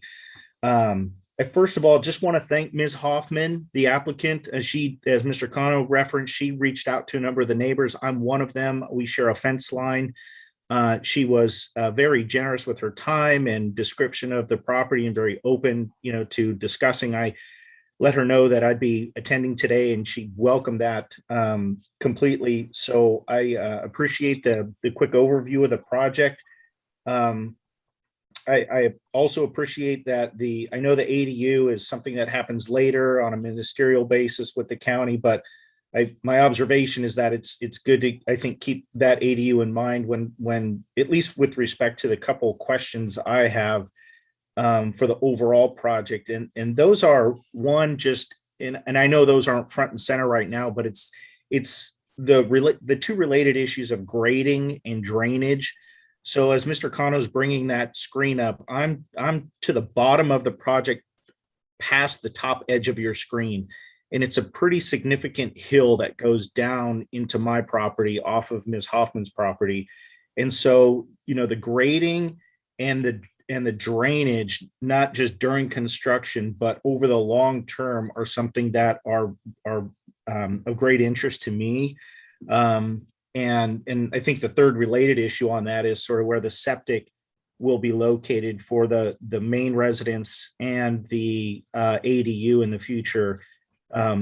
Just because for any drainage, again, related to construction, grading or otherwise, to come downhill, I don't know what means will be in place to have that water not come down the hill and instead be routed off that ridge line, I guess, to the west toward Dove Meadow into the drainage, the arroyo that Mr. Kano referenced. I only bought my place about 3 years ago, and one of the things that was in my due diligence, the title report documentation, was in a disclosure by the property owner is 20 years ago when he did some grading on the top of my hill, which is sort of at the fence line between my property and Ms. Hoffman's. I mean, it did cause substantial erosion such that dirt and water came all the way down to the house. And I think that was on some pretty minor grading. And so, again, just my overall, my primary interest is grading, drainage, and location of septic. Oak tree, I like that the description is it's going to be nestled within existing oaks. I know there's been a substantial amount of trimming and cutting going on. So I do hope that, that oak tree landscape will be maintained and preserved. And I think that's about the sum and substance of my comments. I appreciate, again, the time from the board, and I would be interested to know how potential impacts due to grading, septic, and drainage will be addressed and or mitigated. Thank you for your time. And thanks again to Ms. Hoffman. Huck, shall I address Thank you. that concern, or is that necessary for conceptual review? Yes, I would just like to say that your concerns are heard, and as part of the approval process, there is significant review and planning as far as stormwater management and installation of septic systems and soil quality. So at this point, we are only looking at the neighborhood compatibility and the relationship to the site and the massing of the structure. As the project moves forward and the applicants get into more of the granular detail of things, the stormwater will definitely, management will definitely be looked at. And so when the applicant comes back for preliminary, one of the things that typically happens is that there will be a grading plan for us to see that really relates to all of the information thus far.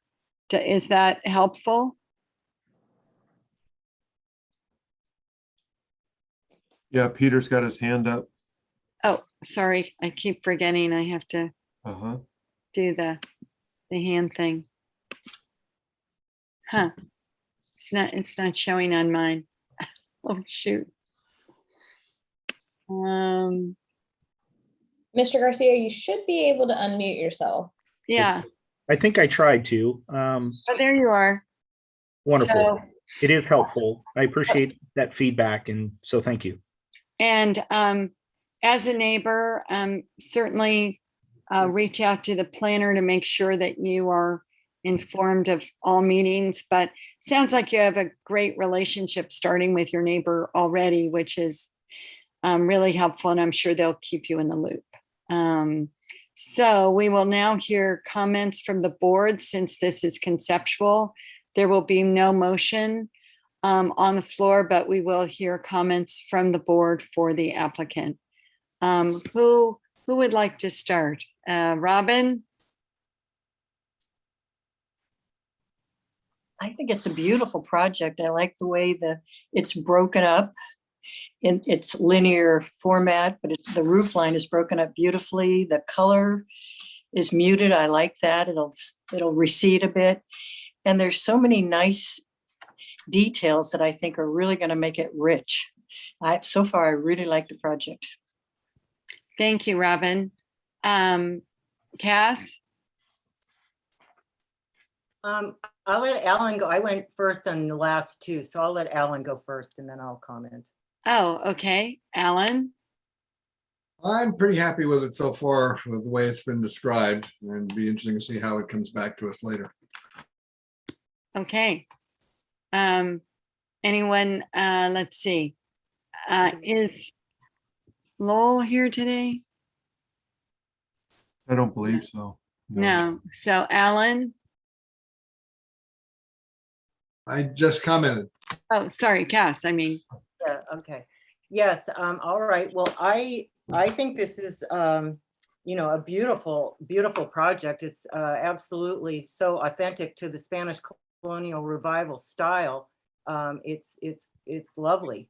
My only question is, and I'm not, is how it is quite prominent, and in the color that's being proposed, it's going to, you know, really stand out, even though I appreciate the fact that it's nestled in. So my only question is that how does that feel with regard to the overall compatibility with the rest of the neighbors? And should there be any consideration of possibly going with a darker color just to make it recede more? But I think it's, you know, beautiful in terms of a example of a Spanish colonial revival home. So that's my only question, is whether, you know, how prominent it should be there with respect to the balance of the neighborhood. And so I just asked that question. Thank Or you. make that comment, I should say. Yeah. Yeah. But thank you for a very beautiful presentation. And yes, how prominent does it want to be there sitting up on the hill? Yeah, thanks for your comments. Sure. Absolutely. Thank you.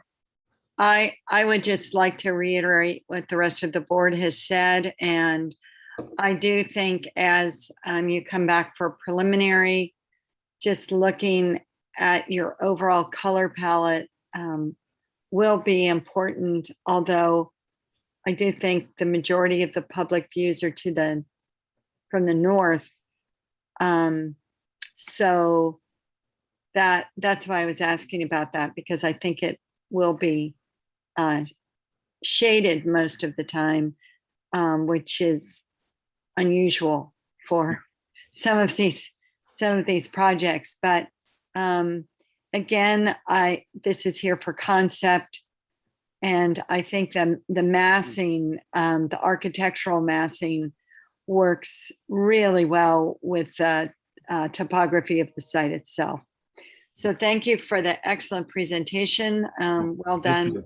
And we will move on to the next item with those comments. Thank you. Thank you so much. Yeah, appreciate the comments from all. Thank you. Now someone will have to help me with jumping around. We are now back to item Number 4. number 4, and I believe Bethany can come back for this one. Can everybody hear me? Now we can hear you.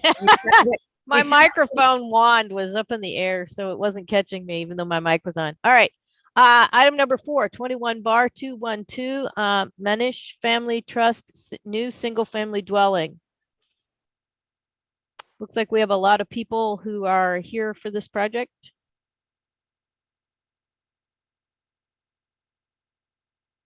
Do This we is Michael know? Lee. I've unmuted myself. Oh, perfect. Okay. Are you going to, Mr. Lee, are you going to be doing the sharing screen and doing the presentation? Yes, I'll be presenting the project. I see that Lane Goodkind, the landscape architect, is on the list. Yep. And Lane will be going through the landscape work as I finish up. And Lane, I'll go ahead and show the plans and renderings that you've done for you, if you don't mind. I think you got Angie Janes too. Yeah. Okay. So Leah, those are the 3 people for this project, I think. And then I'd love to share my screen whenever that can be arranged. Go ahead and try it and see if Leah's got you promoted yet. And then just a reminder, we ask people to go ahead and share their screen and show us what they've got, but please do stick to the plans that you submitted. Okay, yeah. All right. Okay, this home is on the Woodstock Ranch. It's on Short Road, and it abuts the Sedgwick Preserve. It's right off Brinkerhoff on a short road. It's called Short Road, but the house sits on it's a 20-acre parcel, and most of the parcel is quite steep. The buildable area is a ridge line that runs kind of down the center of the parcel. And we've placed the house on the ridge, and our primary design objective was to integrate the house into the ridge line as much as possible. So what we've done is we've dropped the house into the existing topography, and we've tried to kind of match some of the lines of for instance, Figueroa Mountain. We've tried to work with the silhouette of the local mountains and integrate these horizontal planes into that ridge line. The main body of the house is oriented along the ridge. The other wings of the house are arranged along the cardinal points of the compass. This is north, this is south, this is east, and this looks towards the Gaviota Pass here. This project was approved by the CBAR back in 2007. And the project that you're looking at today is substantially the same. We did make a couple of changes. We reoriented the fire turnaround to eliminate some retaining walls. And we also moved the swimming pool. We had the swimming pool off to the side here. And we think that the swimming pool on the westerly or along the ridge, along the center of the ridge, is going to be more structurally feasible, and it looks better.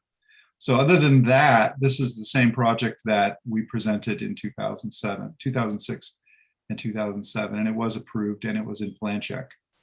And by the way, I'm thrilled to be presenting it for the Manish family. They love the project, and I'm very happy that it's moving forward. So that's the site plan there. There's some grading analysis. I'll just skip this. Here are some photos of the site. View A is the view of the property from the neighbors, the nearest house. There is a house at the end of Short Road. It's right up in here. Our property is here. And so if you're standing in the neighbor's driveway, you can see the gravel there. Our building will be on this ridge here. And we've sunk the house into the ridge. Our primary roof over the garage, the largest horizontal roof, is the same height as the existing ridge line. I'll show you that in just a second. Here's another view from the neighbor's driveway. That's the building site there. You can see the views are quite good. This is another view from the shared driveway. Well, actually, this is going up the driveway to our property, to our building site, and this is looking back. There's the nearest structure there. And this is where those other photos were taken from here. And this is Figueroa Mountain up here. Sedgwick Preserve is all in this area here. View D is taken from the building site, looking west towards the Gaviota Pass there. And view E is looking up from Brinkerhoff at the building site where we're in here. And then view F, again, is looking back from the building site towards Figueroa Mountain and across the Sedgwick Preserve. There is another neighbor right here. He's further away and substantially lower than the other neighbor, but he is within sight of us. So we've done some images here to represent how we've tried to integrate the house into the landscape. And what these show is I hope they're not too confusing. The bottom photo shows what the house would look like if we didn't do any grading. And it shows how we've dropped the house into the ridge line. So you can see the dirt comes up and over the glass here. That's the existing topography. This is the finished project here.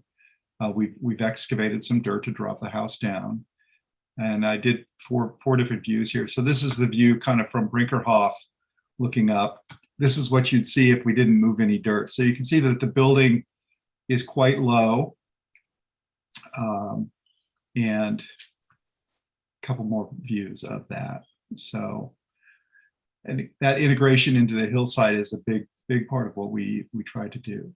The house is 5,500 square feet. It's got an asphalt driveway. The motor court will be mostly gravel. There will have to be some paving out there, but it'll be mostly gravel. There is a basement level facing down towards Brinkerhoff. The next level up.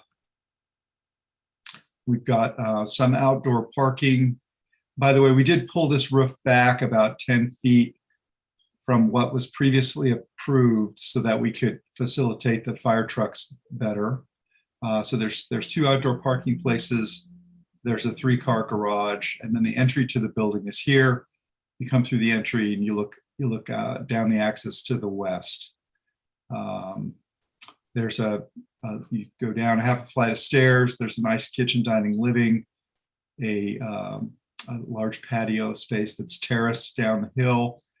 We spent quite a bit of time getting these terraces to work so that we wouldn't have to have any guardrails sticking up into the view. So the idea is that there's a paved area up high. There are these planted terraces that cascade down the hill. And of course, the linear pool with infinity edge there. And the master bedroom is on the upper level, looks out to the west. There's the roof plan. There are several architectural elements that are over the 16-foot height limit. We've identified those here. There's a kind of a central tower here. There's another little tower element here and one here. And these are meant to be the supporting elements for the roof planes. The kind of visual theme of the house is that there are these horizontal planes supported by stone masses. And these are those stone masses that support the roofs. And they do go above the height limit a little bit. This corner of the roof actually does exceed the height limit as well. And I'll show you that in just a second here. This gives you an idea of how we integrated the house into the ridge line. And the main thing to note here is that the top of our roof over our garage is 1374.74, and the existing grade there is 1374.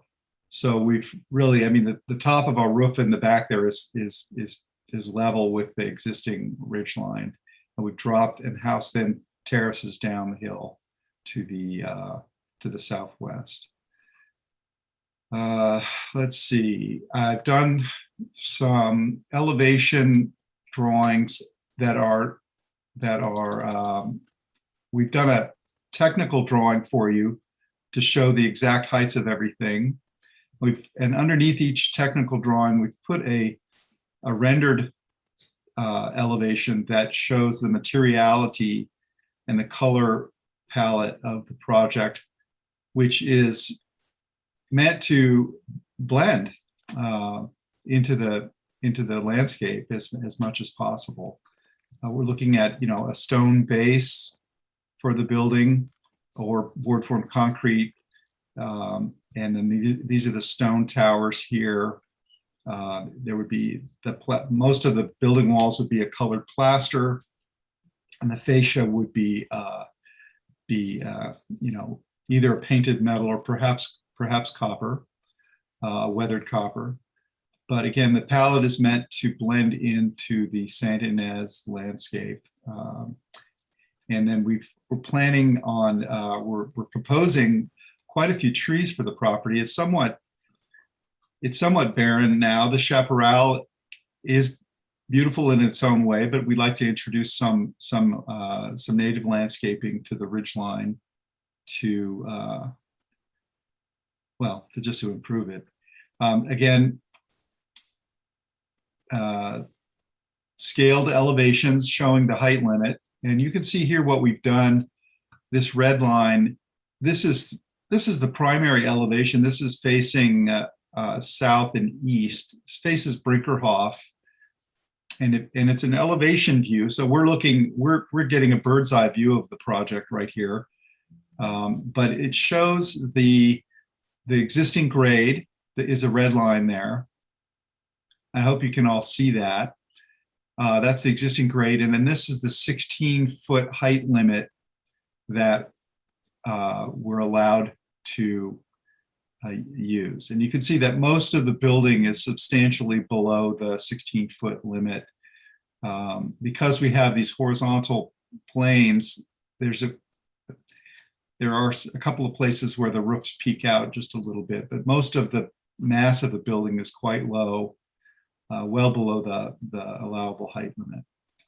I did an elevation for each plane of the building. There's and this shows what elevation we're looking at. So this is the ridge line here. This is the grade, the existing grade at the face of the house, and this is where the section cut is through. So you can see here we're looking at this would be the west elevation of the house here. There's the existing grade in red, and the 16-foot height limit above the existing grade is there. And you can see we're well below the allowable height out on the ends of at all of the ends of the building for the most part. Same thing there.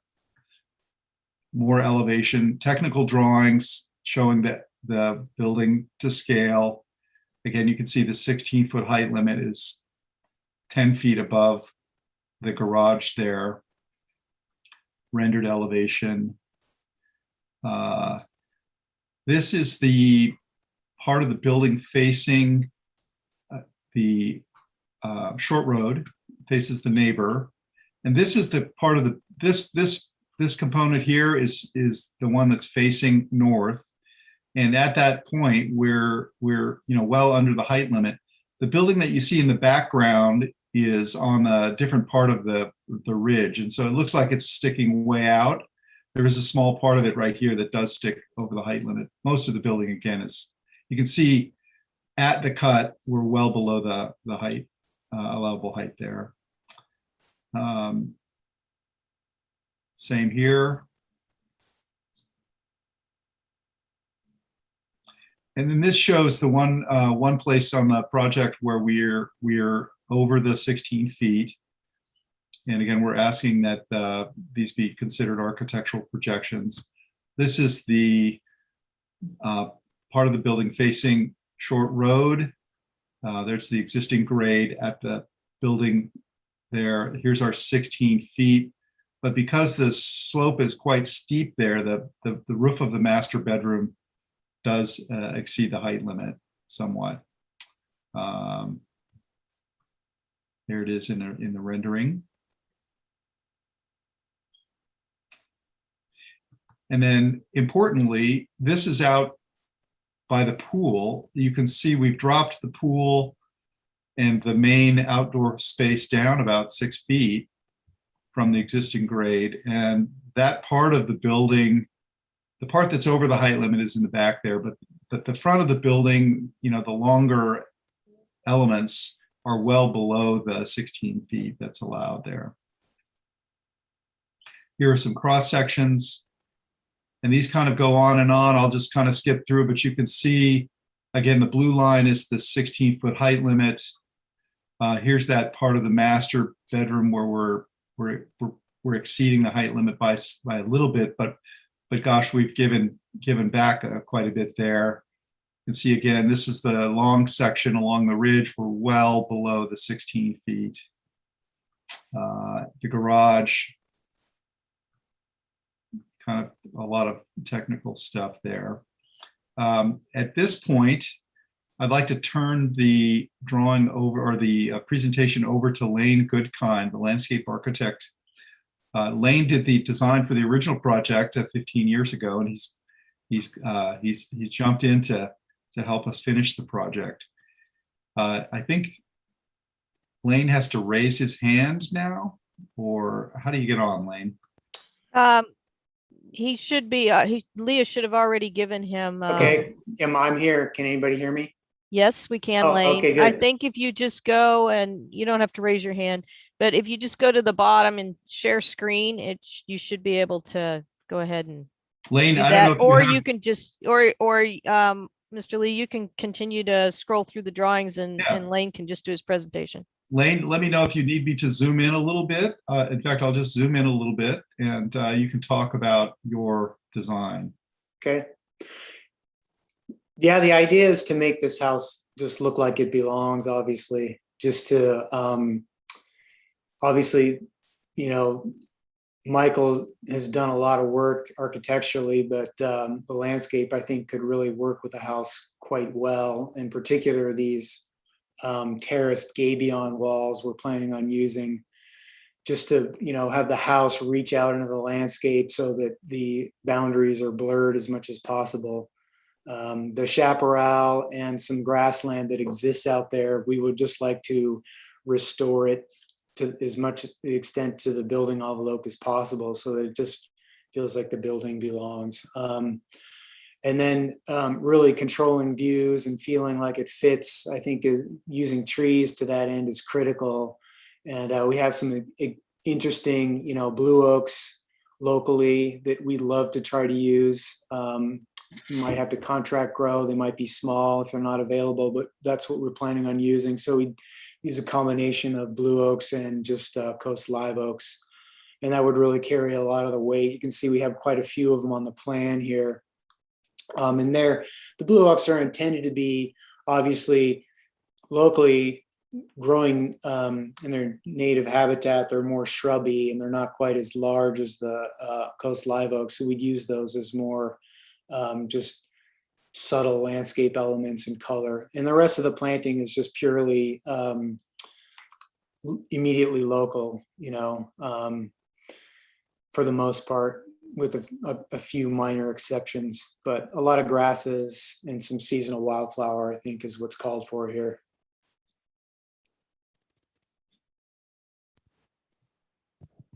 Okay. And these sketches are from the previous iteration, way back. And then we did some renderings, trying to show that the concept of really fitting this project into the site. You can just see the edge of the gabion there, that we would use as planting terraces against the pool, and some blue oaks.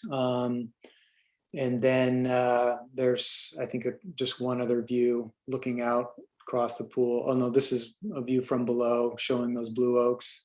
Very young blue oaks. I think there are some other images showing them more mature and open.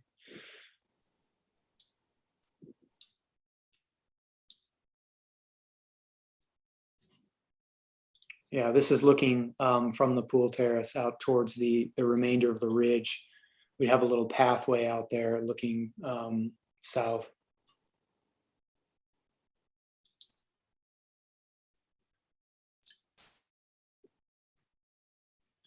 So I don't know if my microphone is still on. Is it still on? Yeah. Mhm. Okay. Well, thank you, Lane. I think that's our presentation for today. We look forward to your comments, and I guess we'll stay on. Yes. So what I need to do right now is just check in with the board, see if we have any questions for clarification. I don't have any questions. Okay. I had a question. All right, Robin. I'm wondering about the color palette. Well, we're proposing a palette of earth tones, and I know that the board in the past felt strongly about keeping the building a little darker, so that it's not so prominent up on the ridge, and I think we're fine with that. We did, honestly, in our renderings, we had to make our model real dark to get our renderings to work out, and then Lane software ended up making it a little darker and grayer than what we're proposing. This is much grayer than what we're proposing. We're really, looking to do something much more like this, so it's very, very muted earth tones. And I think that would blend in nicely with the. Robin, anything else? No. Okay. All right. Cass? Gary, I have some questions. Okay, quickly. I will try to be as quick as I can. No worries. The stone, when you're, can you talk about the stone a little bit more? I don't see, this all looks pretty monolithic to me, so I'm not seeing where exactly the stone is and what type of stone. If you've gotten that far, maybe you could talk to that a little bit. Well, we haven't selected, honestly, we haven't selected our final materials yet, but but this palette is pretty close to what we're hoping for. Lane is proposing a gabion walls for the terrace here, and those are loose rocks in wire baskets. That could be quite beautiful. And you can see here we've got some stone elements that again support the roofs, and those would be a natural stone with some texture to it. And then the body of the building would be colored plaster. But the base of the building would be either gabion or a board formed concrete. And I'm hoping to do some color in the board formed concrete. Okay. And then I see the windows appear to be a dark tinted. Well, no, that's just, when you see windows from a distance, they read a little darker. The windows would be clear, probably with just a low E coating. Okay. We wouldn't do black glass. Okay. It wasn't meant to represent that. Yeah. Thank you. And then also, if you could, what are the ceiling heights, like, for example, out here outside in that, to the left, where we're seeing the two people standing, what is the height there? Well, this is about 10 feet in here. The ceiling heights change, the building does step down the hill nicely. And each level kind of has its own height. The entry here is about 14 feet. You come in the front door, but as you go down into this room, it's only 8 feet. This is a little family room here. This is about, I think, 9 feet. The master bedroom is 9 feet, and the living room is about 10 feet. So they're not super high ceilings. Again, we were trying to work with the height limit, respect the ridge line, and I'm actually, I also think that That's great. That's great. We're just getting That quick was what clarification. That's what I needed to know. Thank Okay. you very much. Appreciate it. Thank you. Okay. That's all my questions. All right. And Alan, I'm assuming you don't have any questions. That's correct, not this time. Okay. Then Leah, do we have any members of public for public comment? Looks like we do have one request to speak. Give me just a sec. Okay. Hi. Hi, can you hear me? Yes, I can. Okay. Yep. Let me just I don't know if you've been to a BAR hearing before. It's your 3 minutes. You can say whatever you like, but just as kind of a helpful hint, if you could address the form, neighborhood compatibility, architecture style, site layout, those kinds of things, that'd be excellent, because that's what our purview is. So take it away. Absolutely. Absolutely. Great. Thank you. We are the neighbor that was barely addressed, but is really heavily impacted. And I think you see us from the first picture that he showed, the line of photos that he showed, I think we're F, and we are directly across the ridge line. And so we are the only visible neighbor. And we definitely have a couple of questions and concerns, most certainly about neighborhood compatibility as far as the architectural design goes, fitting into the landscape, the natural landscape of Woodstock. And I understand that the architect has tried to address that through the modern lens, but the materials are a bit of a concern to us as well. And I know that they mentioned that there's like a little bit of stone at the base, but that's not going to be really seen unless you're probably up at the house. One of our biggest concerns is the windows. The house is going to be looking directly into our, we'll be able to see it from our master bedroom, from all of our outside. And the way the sun moves, we're going to be getting a tremendous amount of reflection from all of those windows that are going up. So we are concerned about that. Potential light pollution at night with however the house is lit up, the privacy issue, most certainly. And we're wondering if there is any contemplation about noise, because where we are, we can hear voices from that ridge line just in a natural, speaking voice. And then we're of course concerned about that roof line and the height of it, and at any point where it does go over. So we're looking at the house from it's our west view, just to give you an idea of where we are. And of course, the disruption of the land with the considerable amount of moving the hillside. Okay. Well, thank you very much. Those are very Thank you. concise, succinct, and to the point. Thank you. For just for further reference, you should, if you haven't already, you probably got noticed, but you should contact the I'd like planner. it to be noted that we never got a notification. We actually received word from our neighbor. No worries. Sometimes if you're not a contiguous property with a large parcel, the minimums for noticing don't capture everybody. Oh, So we're it- 20 acres and our property line touches the new property as well. Well, all I can say is that, you know, they do their noticing. But I would strongly suggest that you either work with Leah Graham or the listed planner on the contact the county and provide your email and phone number and contact information, and then you will be noticed for any hearings, not just BAR, but you know, planning commission or anything that happens. So Thank you so much. get on the list. And for your concerns that are perhaps not a part of our purview, you can take that up with the planner and see other ways in which, you know, you can liaise with them to have those concerns addressed, or at least they can give you some feedback. Okay, thank you so much. You're very welcome.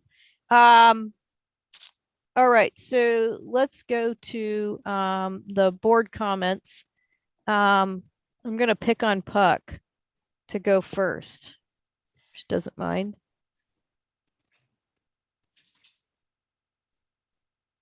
Do we still have Puck? Did we lose you?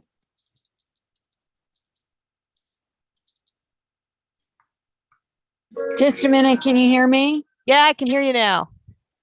Okay, I think the project is actually very, very well done. I think, you know, the one concern I have is the idea of light spill and just how that is handled with that architectural projection. I mean, just looking at it in terms of massing, I think it's, I like the massing, but I have to say that, and I love contemporary architecture, but some of the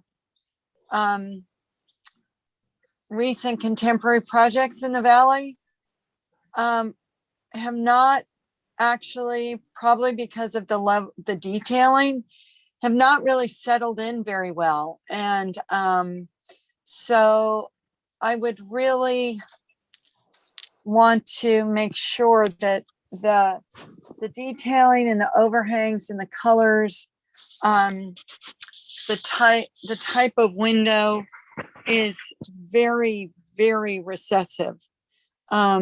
Some of the more contemporary projects that have used aluminum windows with kind of the lighter sort of bluish glass just really stand out. And manufactured panels that tend to be some of them kind of shiny. Anyway, that reflectivity of certain materials really does stand out in the Valley, and I just like to make sure those are all really carefully considered. I love the use of blue oak. I think they'll do really well, and with water, just like many other oaks, if they're nursery grown, they grow really fast actually, so and get pretty big. But anyway, those are my comments. Okay, thanks, Puck. I'm going to go ahead and jump in because I have some concerns with regard to the height. First of all, the overarching, the reason that the original 16-foot height limit, it's been through various different calculation methodologies in the time that I've been on the CBAR.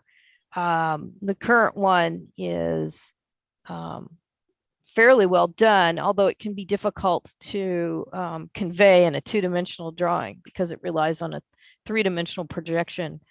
However, the reason that what prompted the public's request and the drive behind that was they didn't want a two-story building on a hilltop. or on a steep slope. And that's why it's 16 feet. So kind of the intention therefore is to not create a two-story structure. And the workaround is to do a lot of grading, to take the top of a hillside off or a slope, and which is also not something that's not our finding. We don't make a finding regarding grading. But what typically happens is that land use who does have to make the finding regarding grading not being excessive, usually what happens on a hillside situation like this is with the height limit, you come to us and you can get some comments regarding the grading not being excessive, and so they kind of their intention, but they also work together with the land use findings. And I have some real concerns. That's a heck of a lot of soil to be moving right off of the top of that that side. So I'd like to hear also from the rest of the board about that.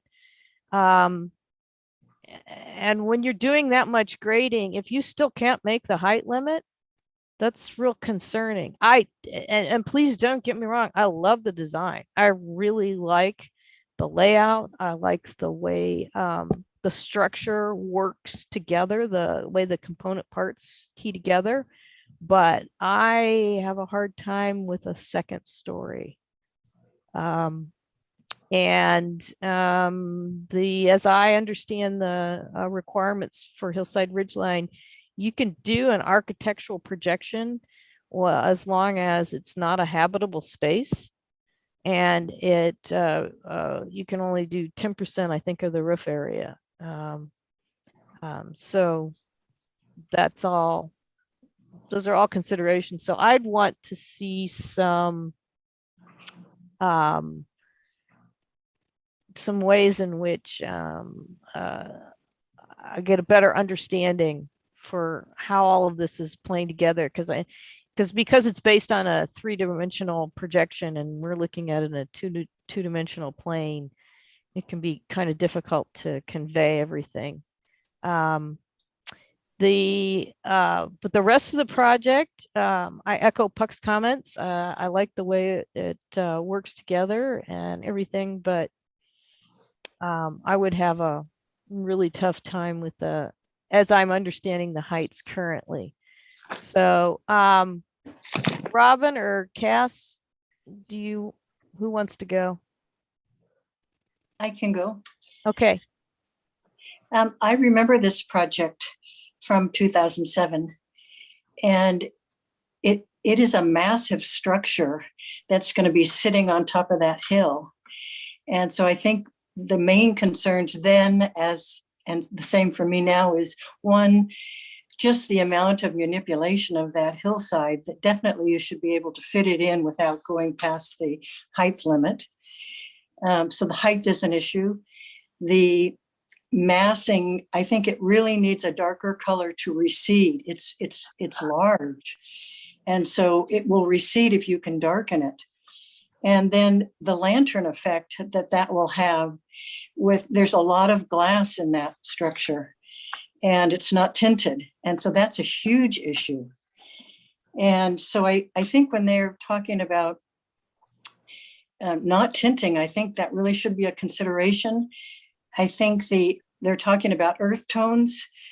Those are really lighter colors from what I'm seeing, and I'd like to see it really darkened up. So those are my main concerns. Okay, Robin. Cass? Okay. Well, as an architect, I appreciate all the different styles. So this is, interesting to me. I do say that I appreciate and agree with all that has been said. I think that the biggest, your strongest suit is the fact that it's this very what seems to want to be a low horizontal design. So I would think it would be advantageous to pull it down and make it more truly, coming up out of the earth in a horizontal way. So I agree I'm very concerned about that second story. That was why I was asking about the ceiling heights. I think it could be to your great advantage to reconsider that and to go with the horizontality and not having this massing in the middle. I think that some of these long projections in reality might be better to not be quite so long and to pull them back so that they are not going into the, over the limit. And I agree with what has been said about the colors. I think that it needs to be far more organic, more really coming up out of the earth, like I said, like with some real strong textural stone that is darker in color, that's really showing, muscle to hold up these horizontal roofs. And the one thing I'm very concerned about, the lantern effect, is as Robin mentioned, I'm not a fan of tinted windows, so I do like the clear windows, but I don't know how you're going to mitigate that when you have lights on in the evening and how that will, spill out to the surrounding, the neighbor and other areas. So that is of a concern to me as well, although I really am not, as I said, I'm not a fan of dark tinted windows. So I share the concerns of my colleagues, and I think that the concept is quite nice, and I like how you've done the landscape to kind of mitigate. And I think it could be an even better, more powerful project if it's brought down lower. And I'll leave it at that. Okay, Alan? Well, my concerns of the grading have been addressed, so I appreciate it. Thank you.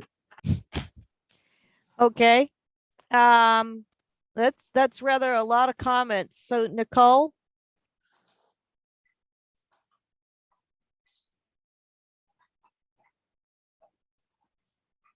Yes.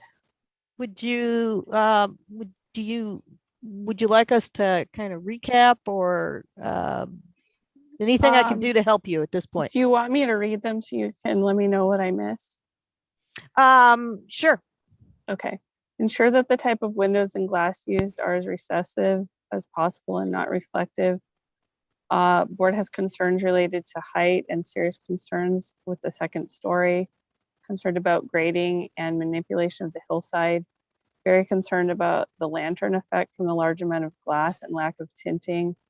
Use darker colors and a more organic approach with strong textural stone. Love the use of blue oaks. Okay. I think some of those comments could be broadened and some could be narrowed.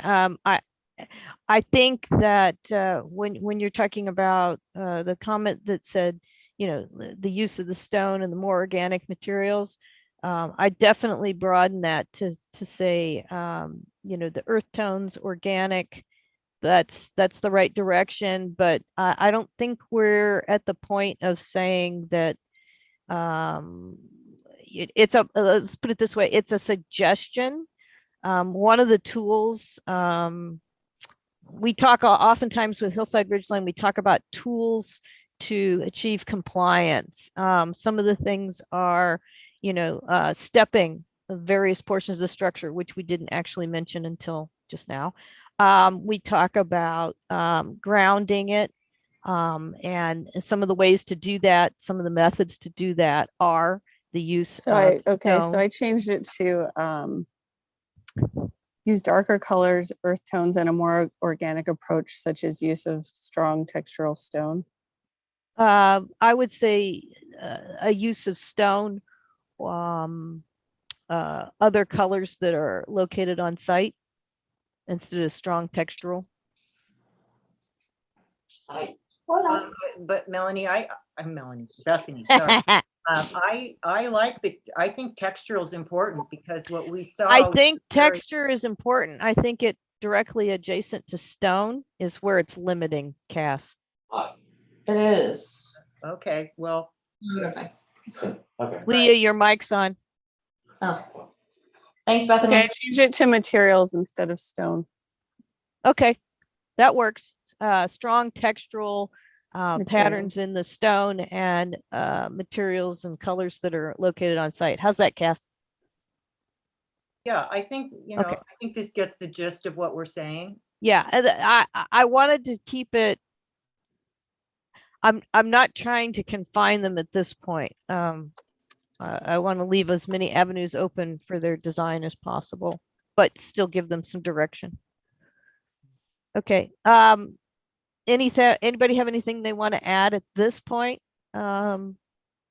To Nicole's Anything notes? about the exceeding the height, I mean, I really, She did. I'll go out and say that I can't support a second story. Because that's the intent, the whole purpose of the 16-foot. Unless they can accomplish a second story without the grading. That's the only way I could support it. And it's just not, I don't think it's feasible. But that's me. I don't know about anybody else. I agree. I with- concur. I agree. Yeah. So, because that is the intent, that was the whole purpose of the 16-foot height limit, was to create structures or to encourage a structure that is a single story. Nicole, I would like to highlight Cass's comment. She did have some comments, and I'm not sure how applicable they would be for the applicant, but just as a line of thought, she was talking about, she suggested pulling back the wings, but I think in addition to that, you could either pull them back, you could step them down, but you could maintain that nice linear form, which I think we all like.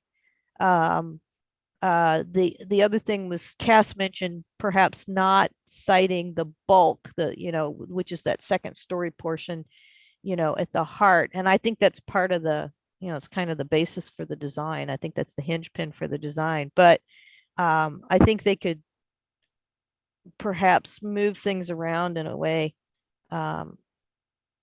that would allow them to achieve it, given the current topography, without simply slicing off the top of the hill. Mhm. So I think that's Okay, kind of what I think I got that. Okay, thanks, Nicole. Okay, so it's a lot of comments, and we really do like to see projects like this, in the sense that projects that push the envelope. But I think our comments kind of capture what direction we'd like to see you come back, and I think we are all pretty eager to see what you come back with. So. Okay. Well, I've got balls in my court, I guess. Yes, it is for sure. So thank you for a very most excellent presentation, and we look forward to seeing you when you come back. Can I ask one technical question? Sure. Of you? The single story thing is a little tricky in that sometimes we're allowed to do basements. If we can show something is technically a basement level, would that be allowable? I I think you should work with your planner and see. For me, it isn't the fact that you have a second story. That's not the point. The problem for me is that the second story mass is coming up.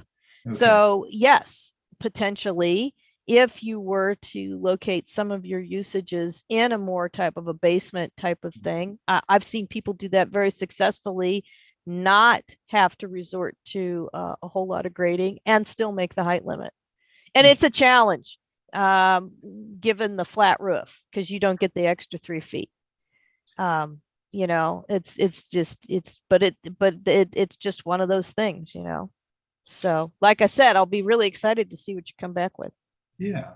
I think I'm optimistic. I think we can get this done relatively quickly, and I look forward to presenting a revised design to you soon. Okay, thank you very much. Okay, bye-bye. All right, Leah. I forgot I muted myself. Yeah. Okay. All right. So I think what I'd like to do is call item number 5, which is here for a preliminary final, and see if we can get through that right about noon time.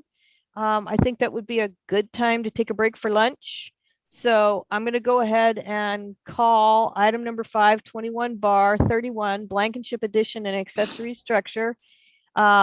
Does that work for you, Leah, and the rest of the board? Yeah, that's fine with me. Do you know what the last project could come back for? For the conceptual. For the conceptual. Okay, perfect. Yeah, that's fine. If that works with everybody else, that's fine with me. How's everybody else on the board feel? I'm hoping we can take a very short lunch and finish up. That was the next thing I was going to ask. How long do we want to take for lunch? Very short. I have another thing this afternoon. I'm hoping I don't have to cancel. Okay, Robin? I'm good for a short break. Okay, so I think once we finish item number 5, Leah, why don't you go ahead and get with the applicant and get them sharing their screen for 5. And while you're doing that, we'll do item number 5, which I'm hoping will end right about noon. How about if we take a 20-minute break? Does that work for Alan and Cass and Robin? Yes. Yes. Yes. Okie dokie. Then that's what we're going to do. So Leah, you can inform the items 6, 3, and 8 that we'll hear them right after lunch. In fact, we'll probably take 6, 8, and 3, I think was the order we were going to do them in. So let them know, and they can be ready approximately 12:20, 12:30. I'm not sure exactly when we'll break, but 20 minutes after we break. Okay. Okay, sounds good. Thank you. All right. So the comments from last time for Blankenship were beautiful job, very sensitive and appropriate, great renovation to the house. There are many rodents and critters in the valley, and you may find that they will nest under wood decks. Consider this in your construction design. Board appreciates the design of the walkways and the way the trees are incorporated. So take us away. Thank you, guys. Yeah, we're last seen here on June 11th, so it's a little bit, quite some time ago. So I'll give a quick brief overview on the project just so everyone's familiar with it. I'll try to do this quick. I know everyone's trying to get to lunch. I don't think it should take us too You're just long. worried about low blood sugar. Yeah. Okay, so quick overview on the project just to refamiliarize everyone. Existing single family residence up in Solvang, up kind of on a little knoll. 1,200 square foot existing residence with a 200 square foot workspace. We're proposing to demolish that workspace and carport and build a new master suite addition, as well as a new carport. So how that ends up laying out is new addition over here where the carport was, and then a new carport over on this side of the home. I'm going to jump straight to the floor plan. Like I said, it's been a little bit of time since we've seen each other. The project actually has stayed the same. We worked with our contractor to go through some pricing exercises, and for the most part, it stayed the same. The only small change I wanted to make you guys aware of is over here on the carport side. We originally had designed a smaller little storage area along this back side of the carport. As you can see now, we enlarged that area to form a larger storage and mechanical space to house all the new mechanical equipment for the addition and main house. As we did that, we also enlarged the length of the carport just to keep with the grid layout that we had that I can show you in the elevation. see, so I'm going to jump to. So again, just to kind of refamiliarize everyone with the project. This is the entrance into the house of those wood boardwalks that take you in. Also can be seen here.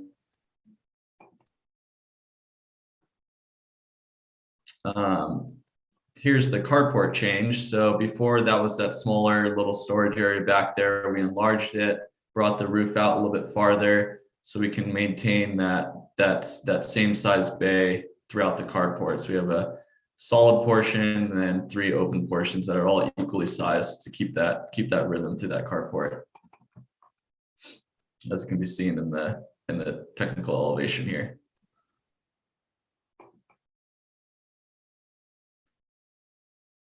Okay, I'm gonna skip through that one.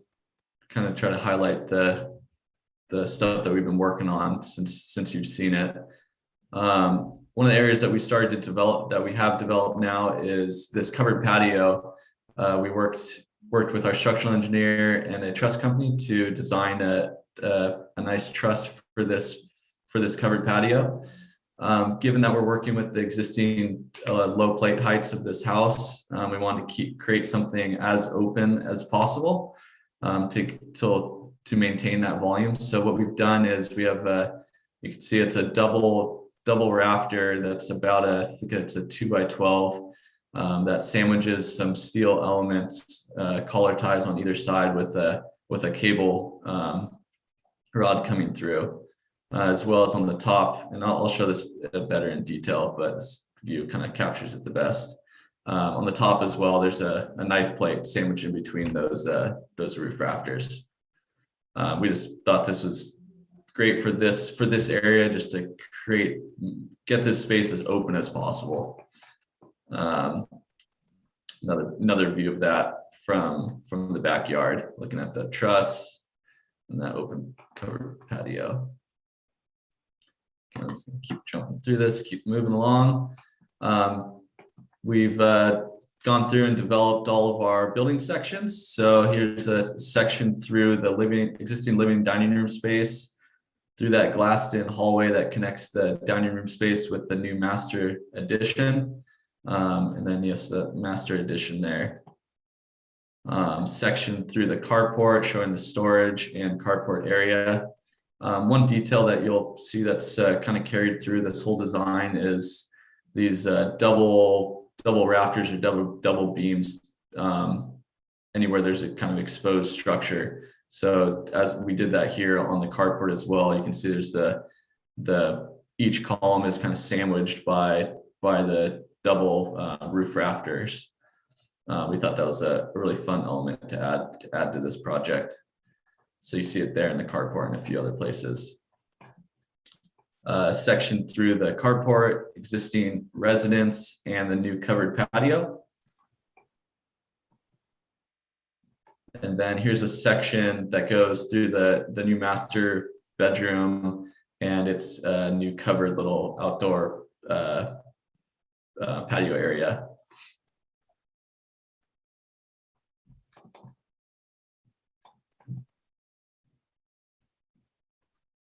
All of our typical wall sections for the project. I'm not going to get into these too detailed. I think we can look at the details instead. Same thing, all other wall sections for the other conditions of the project. Large stair plans, door and window schedules. What we're doing for this project is aluminum wood clad for all new doors and windows. As I mentioned when we last saw you, we are replacing all of the existing windows and doors as well. So that just in order for them all to match and just to get some higher energy efficient systems in there. Interior and exterior door and window details. I'll just go through the prominent ones. It's, these are pretty standard system, but I'll just highlight the important features. We're just trying to set these windows and doors as far back into the wall as possible to create that deeper shadow line, working with, smaller framed walls here. So as much as we can, the new addition will be 2x6 walls. So we'll set it back in at least a little bit.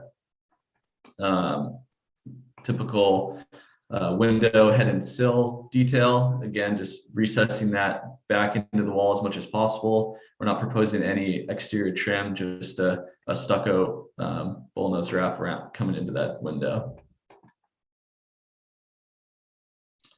Typical detail for our large pocketing doors at the covered patio areas. Our typical wall sections, I think we need to get into those. And then all of our typical roof details. So I'll just highlight some of the important ones.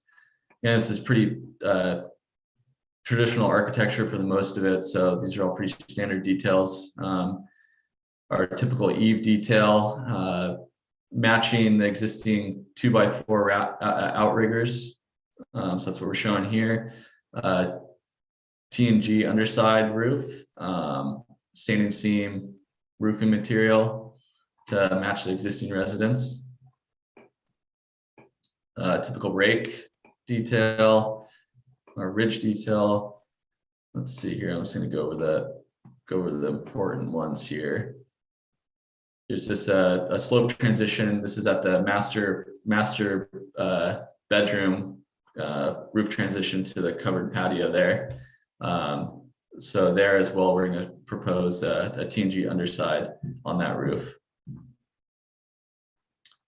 Here's the eave detail at the covered patio outside of the family room. So you can start to see that detail again here where we're doing a knife plate sandwich between those two roof rafters. Those get hung off the main beam. And then on the other side, we will be matching the 2x raft outriggers to match the rest of the residence. And then there's that ridge detail at that covered patio to show that sandwich knife plate. This detail shows our eave condition at our carport. So again, matching the rest of the house, T&G underside, but then obviously wall conditions a little bit different because we're doing a wood siding on that carport. And then again, there's that detail that we've been using around the house with that sandwiched connection piece. These are our details for our new trellis off of the dining room, where we have some retractable canopies or fabric awnings. So same thing, we did that same detail of the sandwiched beams around that post. Another detail of that length cross section going through it. And then some more roof details, but I think the only other important one couple important ones on here are showing our new guardrails at the stair. We were proposing to match what's currently around the rest of the site, which is a hog wire guardrail. So wood top rail with 4x4 main posts, and then we're using this wild hog track that will be painted dark bronze or black that will hold that hog wire in infill panel. So it's going through our stair. Same thing, just the guardrail at the patios. And then before I get to that one, I'm actually just going to show this detail. This is our truss elevation. Shows it in a little bit more detail. So the double 2x12 roof rafters that sandwich these knife plates to hold the collar tie and turnbuckles. All these metal components, we want to paint a dark bronze finish to match the rest of the metal elements around the house, including the doors and windows and any all light fixtures and sconces. And then I think the only other detail I really need to go over here is the boardwalk. So as I mentioned in the comments, that was brought up last time was, protection against rodents. So this is our detail for that boardwalk edge. What we're proposing to do is just set in some wire mesh on the sides that will, go down probably around a foot or so into the earth to seal off those edges so rodents can't get in and into the underside and make a home, keep them out. So that's the details. Now that I've gone through that, I just kind of want to jump back to our material sheet. So you guys can get an idea of the materials now that you've seen the details and the architectural styling. We were given this image to us by the clients. They really resonated with this picture, as did we for this area. They really liked, and we really liked the color palette of this, the earthy tones of the kind of taupey color for the walls, the naturally stained wood elements, and then not an earthy tone, but a darker roof color to kind of anchor this house down and in. They already have a lot of existing landscaping around this house that's pretty lush. That actually kind of matches this style. So that was also a plus. So that's kind of our inspiration image. This is our example of our material palette. So this is a wood stain to show for any exposed wood elements, beams, posts, rafters. This is an image of the cedar nickel gap siding that we're proposing for the garage carport. This is our stone material that we're proposing for our chimney, which is a Texas limestone with a bush hammer finish. And then we're proposing to do it in a running bond pattern, approximately 3.5 by 24-inch tiles. We thought this was a great material for that, especially for the area. Nice earthy color. We're proposing ipe wood for all the decking and boardwalk elements.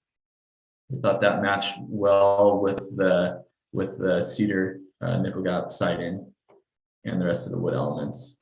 And then this is just a swatch of for any of the metal components. That'll be a dark bronze finish. We have a few paved areas at the entry, those large format concrete pavers that we're proposing to do as an integral color concrete, which is this color, which is cliffside brown. So again, just a earthy tone to kind of set into the natural landscape. Here is a spec for the few hanging pendants at the covered patio of the master bedroom. We were proposing three out there. So that's for that one. And then we have a few new wall sconces that we're proposing around the house, as well as replacing the few existing ones that are there. So that's what that wall sconce will be used for. I can just jump to, let's see here. So I didn't get to go over the lighting plan. So those down here, those are those three pendants at the master bedroom. The rest of the exterior lighting, the ceiling will actually just be recessed can lighting, down lighting.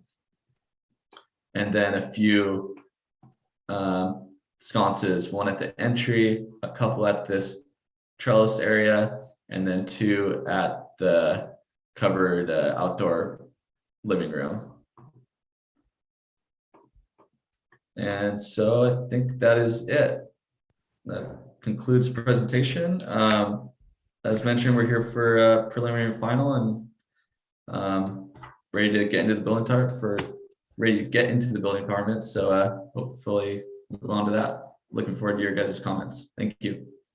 Okay, I have a couple of questions. This is a good place to start.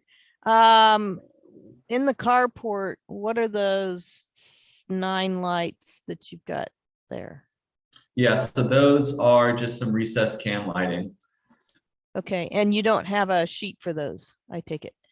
No, we do not have a spec called out for that. They're intended to be 4-inch or 6-inch halo recessed can lighting. Okay. And then if you, could you go, you had some nice elevations, and I remember seeing the cans underneath the outdoor area, but what about off the master bedroom? So off of the master bedroom, let's see, I think this shot shows it the best. That's where those few pendants that we will have outside are the only pendants that we'll have. So there's 3 hanging pendants there. That's the one we showed on our material sheet. And it is a dark sky compliant light fixture. Okay. And then could you go to your lighting cut sheets that you had there? Yeah.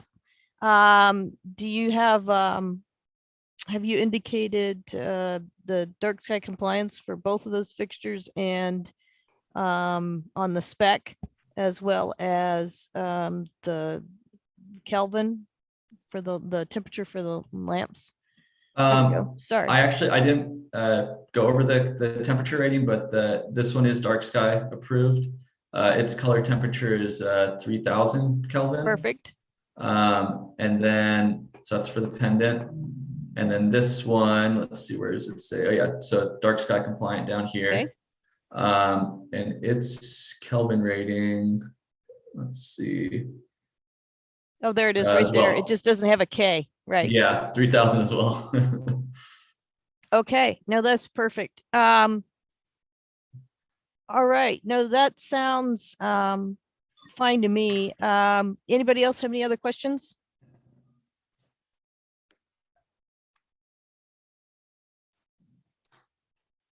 I'm not hearing anybody else. Do not have questions. All right, Leah, do we have any public comment for this item? We do not. All right, then to the board. Cass, you want to start? I think the project looks great. And I think they've addressed all of the things that we asked for. And I will wait to hear from the others, but I would be happy to make a motion. Okay. Robin? It's a great project and great presentation. Alan? Yeah, I'm having internet problems up here again. I guess I can hear you well, and I've got a good project I'm looking at here, so I'm waiting to see it come back. Okay, well, they're here for preliminary and final, so they're hoping not to come back. I don't have any issues with anything. I would like Nicole, if the pleasure of the board is to go ahead and do preliminary and final, then and I think that's just fine. I don't have a problem with that.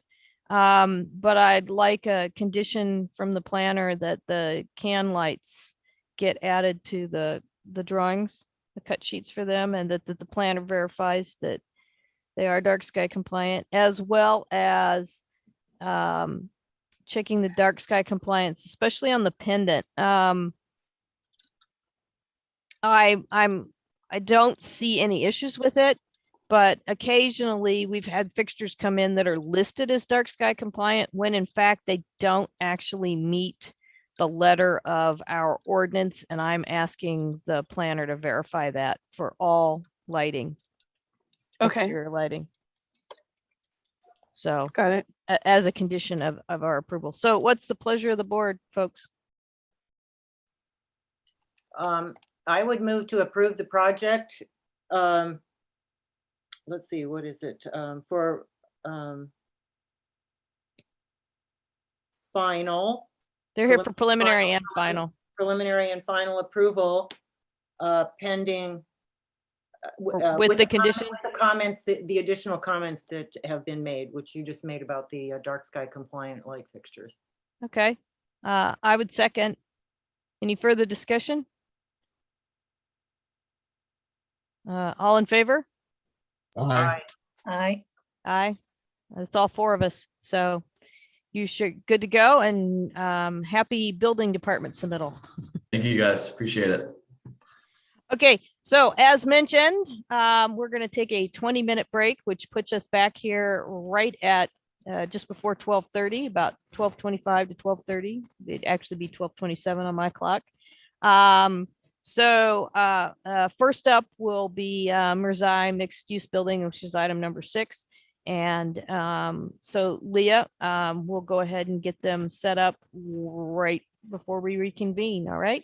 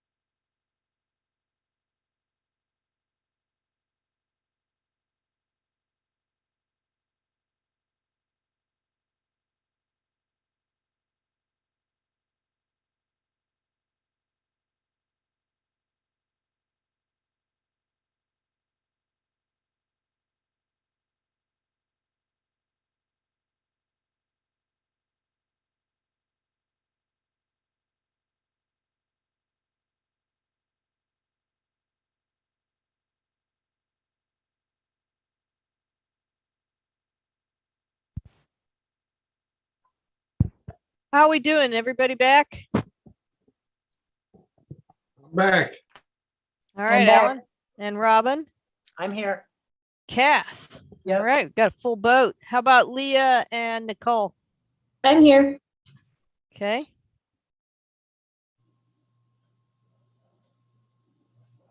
Nicole, you want to check in?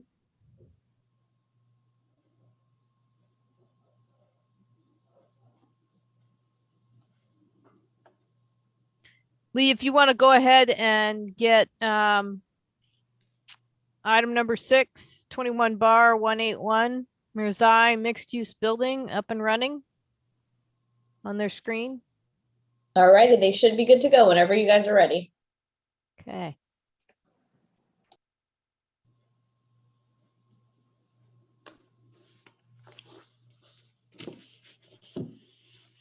Okay, Bethany, this is Greg. I'm ready whenever you are. Okay, I do have a declaration. I did speak to Greg about process and how we'd be organizing this yesterday. So that was an ex parte conversation.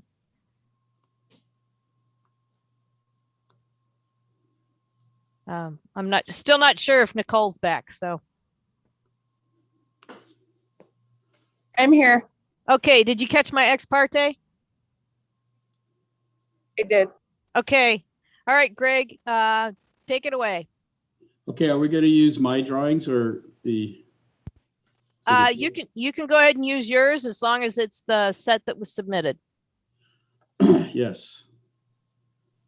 So just have to request to share. Yep, there's a shared screen button on the bottom, the green. Click it, and it should let you go ahead and start sharing. Yep, we got it. Perfect.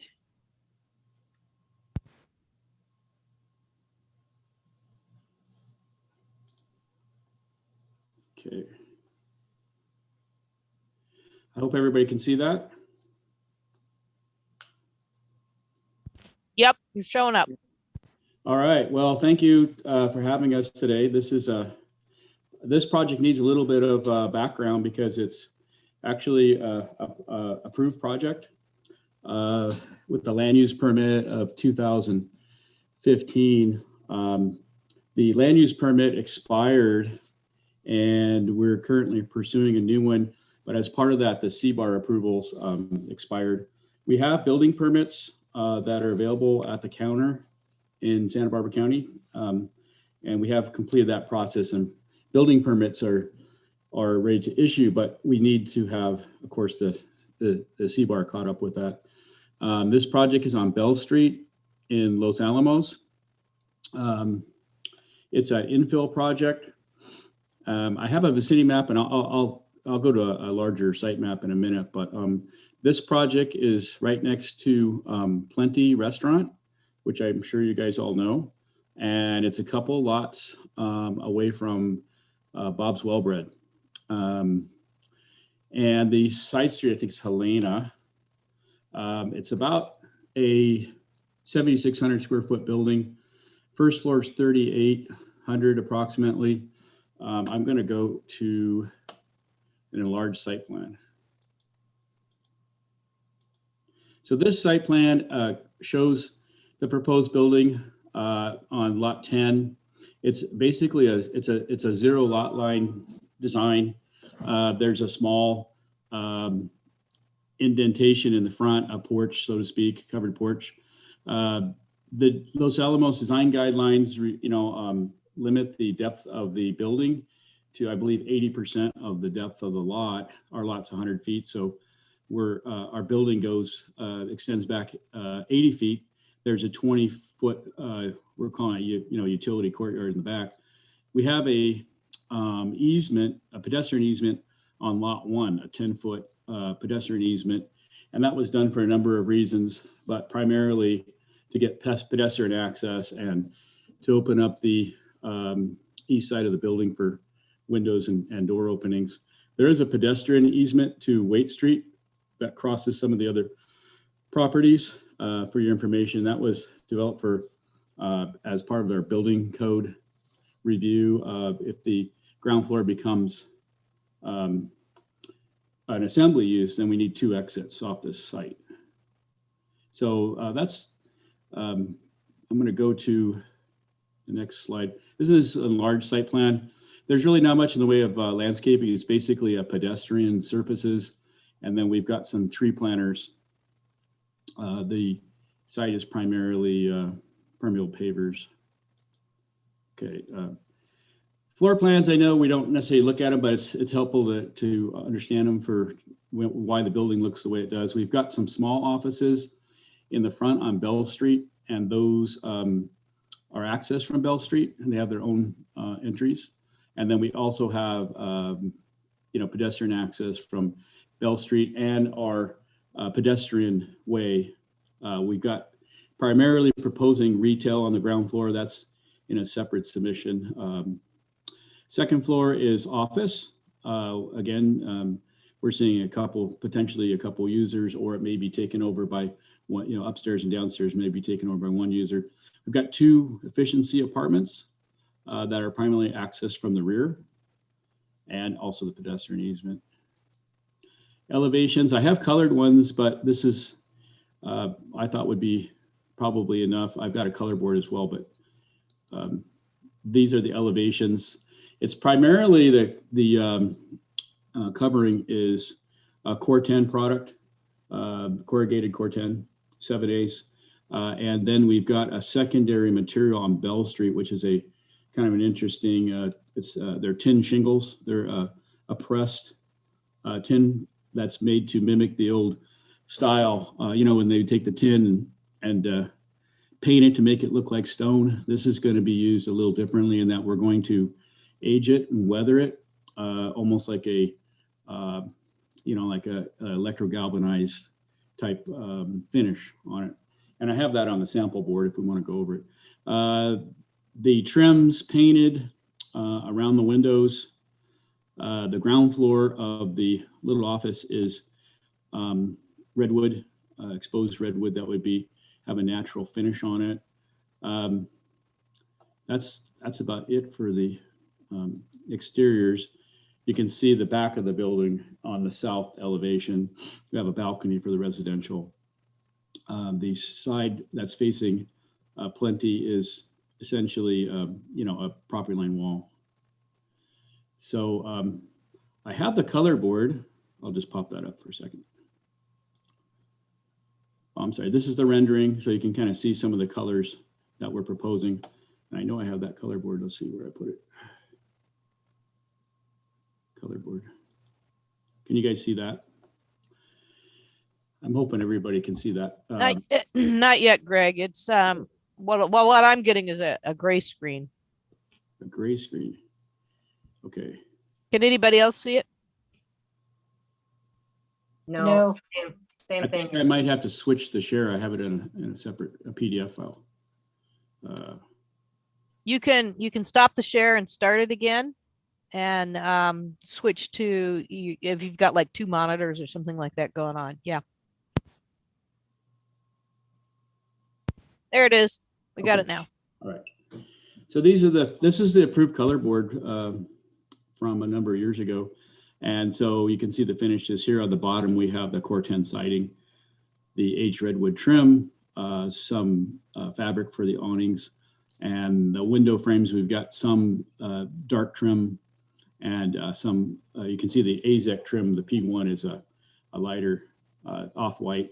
And then the siding, this is the tin shingles. That's on the right side where the office is. And the intent of that would be aged with phosphoric acid.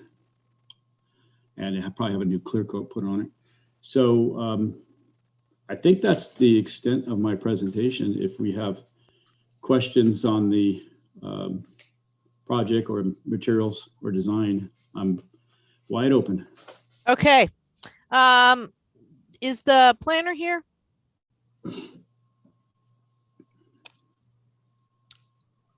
I don't think so. Nicole? Have you taken a look at the comment letter and box?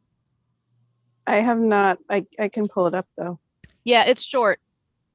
You could pull it up real quick and take a look at it. I can share my screen, but I'm just gonna let me just do that real quick. Hold on. Greg, I'm gonna grab your screen for a minute. For it. Okay, so this is the letter, Nicole.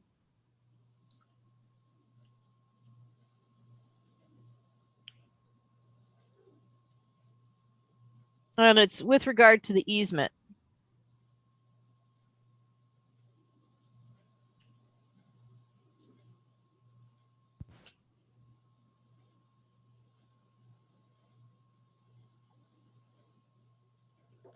What I would say is that this is a planning issue that the interested party should work out with their planner, and that as far as your BAR comments, go ahead and comment on the aesthetics of the site, and maybe include a statement that, you know, it shouldn't be progressed further in the BAR process until this potential planning issue is addressed with the planner. Okay. But I think you can still go ahead and make comments. Well, that's kind of where I was going. Do you, I mean, just in your experience as a planner, is this something that it does look like there is a question, at least? There and is, but it does also look like it's a private agreement, and there may Okay. be two different opinions. Got And it. So I think, you know, if you make comments on the aesthetics and it causes some sort of redesign, the planner will just have to, you know, bring it back for another round of review. Okay. Yeah. Greg, do you or anyone on your team have any comment on this that you want to share with us? You don't have to, just. Well, I think I just want to keep it simple. We've Okay. been working with our planner and we're moving forward on the land use permit without any residential parking.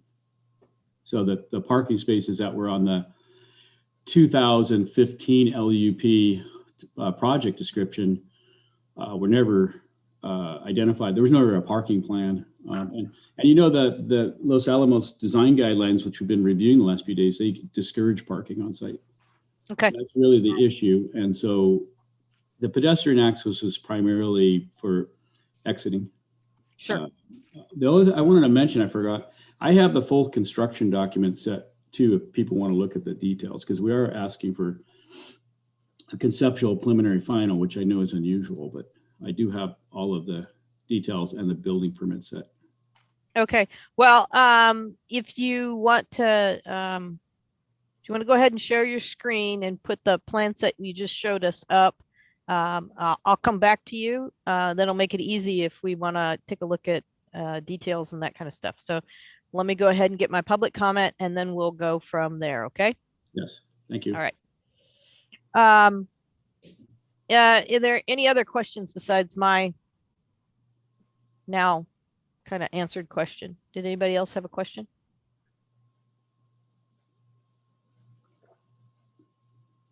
On the board? I'm not hearing anything.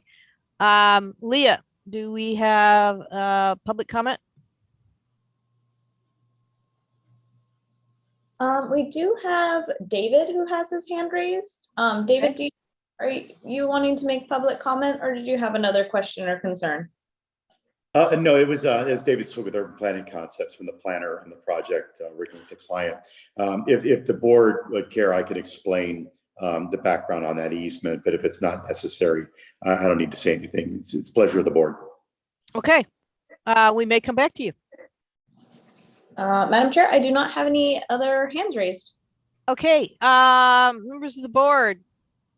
Alan, you want to start, or do you want me to pick on somebody else? That's okay. I'm okay with the project the way it is. Is it substantially the same, or this is a duplicate of what you did a number of years ago? Is that correct? This is identical. We haven't changed anything. Okay, I'm good, Bethany. Thanks. Okay. Robin? I'm fine with the project as is. All right. Cass? I think it's a great project. I really like it, and I would like to see it move forward quickly.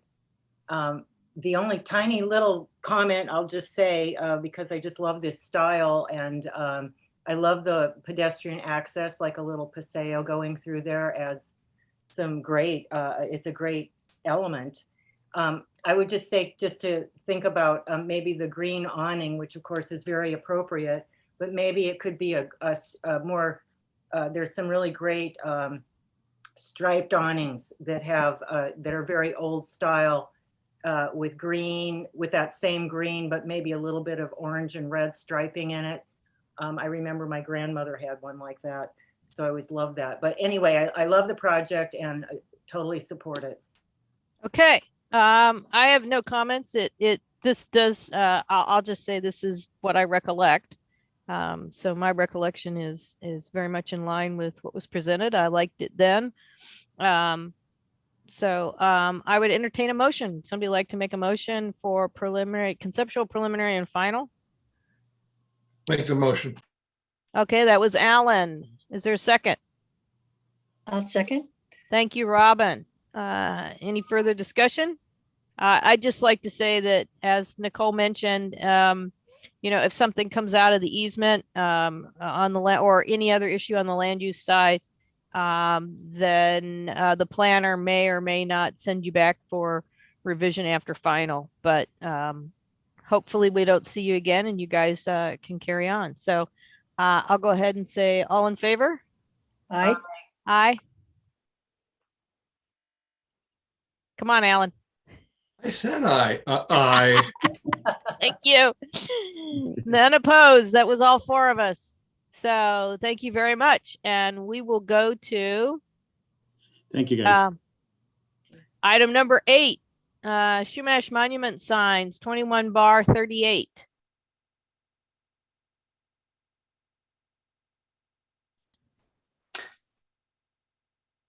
Hi, Madam Chair. This is Adam, P&D planner for the project.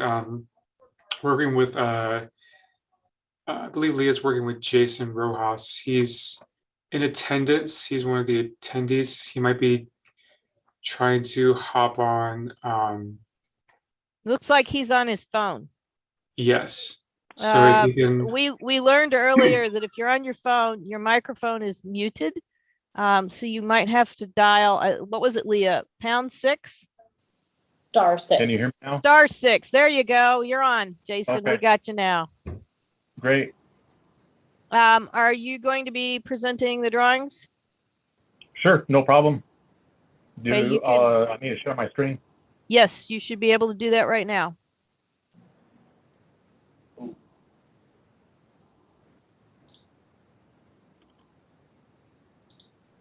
There we go. Okay. And just a caveat, we've been trying to remind everybody, please make your presentation based on the drawings that you submitted. Correct. Okay. All right. Well, just jumping in, I want to say thank you to board and Madam Chair. My name is Jason Rojas and I'm with the Shumash Casino. What we're doing is we're proposing to install a few new monument signs at our street frontage at our casino property that are along Highway 246. The main focus for these signs would be at the intersection of Highway 246 and Casino Drive. And for full disclosure, this package does show this as well. We are looking at installing a monument sign at our entrance at 246 and Edison Drive. The main purpose of these signs is to provide better wayfinding for our guests arriving onto the site to help minimize traffic disruptions on or off Highway 246 and as well onto our property. Just kind of going into these projects or to this project starting out, I'll start on the first location. Working with Adam, like I mentioned, this package includes 3 locations. However, with the road right-of-way, we're only going to be focused on permitting the 2 signs located on Highway 246 and Casino Drive.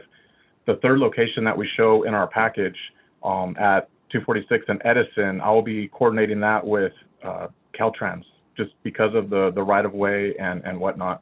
Maybe Adam can speak a little bit more to that in detail if there are questions.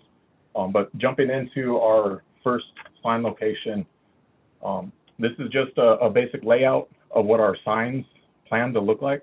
You know, maybe it'd be better to show a rendering first. Okay, why don't I do that?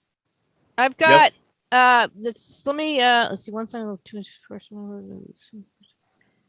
Okay, the one what I'm seeing in box is a fuel depot. And by the way, we're still looking at a black screen for your screen share.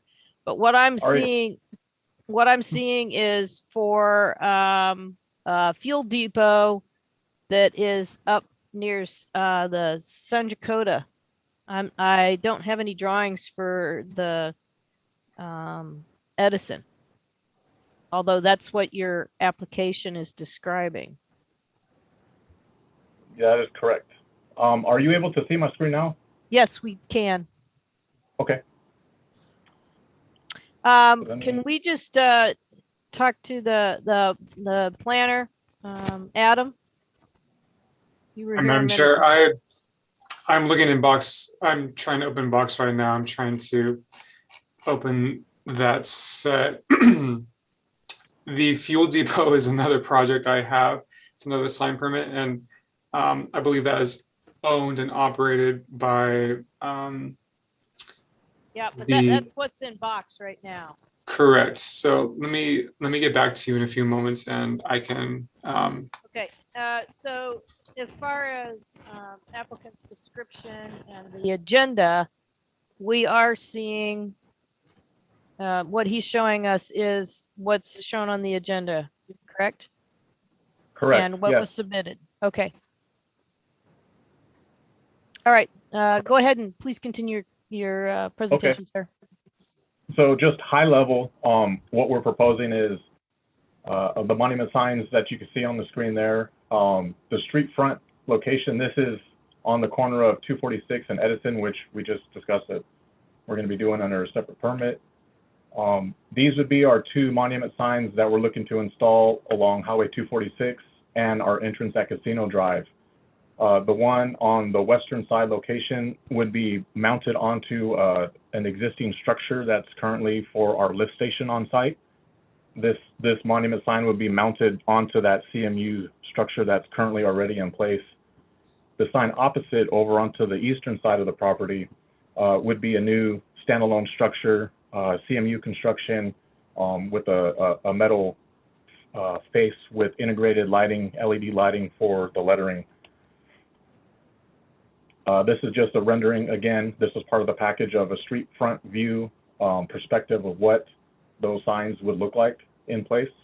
You can see that the lift station it's screened with this new monument sign, so you would not see the existing lift station. And just as a point of reference, I'm going to show a Google map illustration of what that lift station currently looks like on site. That shows that intersection of 246 and Casino Drive. So this is just for reference.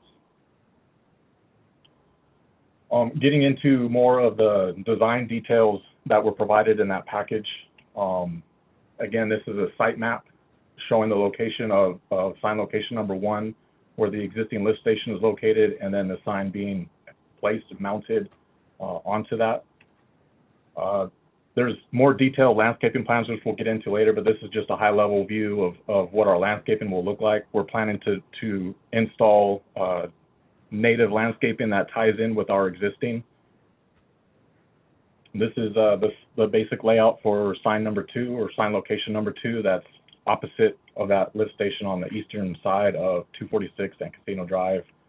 Again, this is just a site plan showing the location in reference to the road right-of-way and any utilities that we have within that area. There would be some slight grading that we're going to do just to kind of level it out. We have some built-up areas just to add some topography for the landscape, just so that it's not a flat presentation when you're coming onto the property. So there would be some slight grading being done just to level a certain section out while we're doing this build-out. Again, high-level landscape plan. This is the third location, which we're not going to get into. Moving forward into the design, you can see that this is a more detailed landscape plan, which shows the planting types that we're looking to do. Again, I'll reference back to our sign details, but the sign itself has integrated LED lighting to it. The lighting that's shown here is for reference. Well, it's more uplighting strictly for the rock wall Not so much to illuminate the sign. It's more of just a landscape feature, landscape detail. And most of the plants that have been selected are plants that we currently have here on property now. So we're just going to integrate that with this new design. Location number 2 is the same, and then for that other last location would be the same. Let me get into the actual detail for the sign itself, so you can see that. So again, we're going to do a basic CMU construction. And then we're going to do a stone veneer on the face of it. This detail here, detail B, shows a basic cabinet of what the LED sign will look like with the integrated LEDs here for the lettering pop-outs. Let me get into, here's a basic color sample of what our sign will look like. The messaging that we have for our branding, messaging coloration for the Shumash Casino is a red face, and then it has that black box accent trim color. We have an El Dorado dry stack stone veneer throughout our property, and we're looking to duplicate that on this monument structure as well to tie in. There'll be a stone cap that ties in with the rest of the facility that we have out here currently. And the colorations tie back in, like the sign colorations with the black box and this red tie back into our facility as well.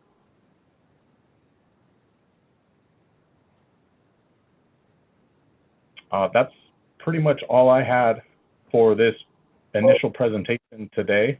And I look forward to receiving your comments and feedback. Do we have any quick questions from the board? Anybody need? I have just one quick question. Yep.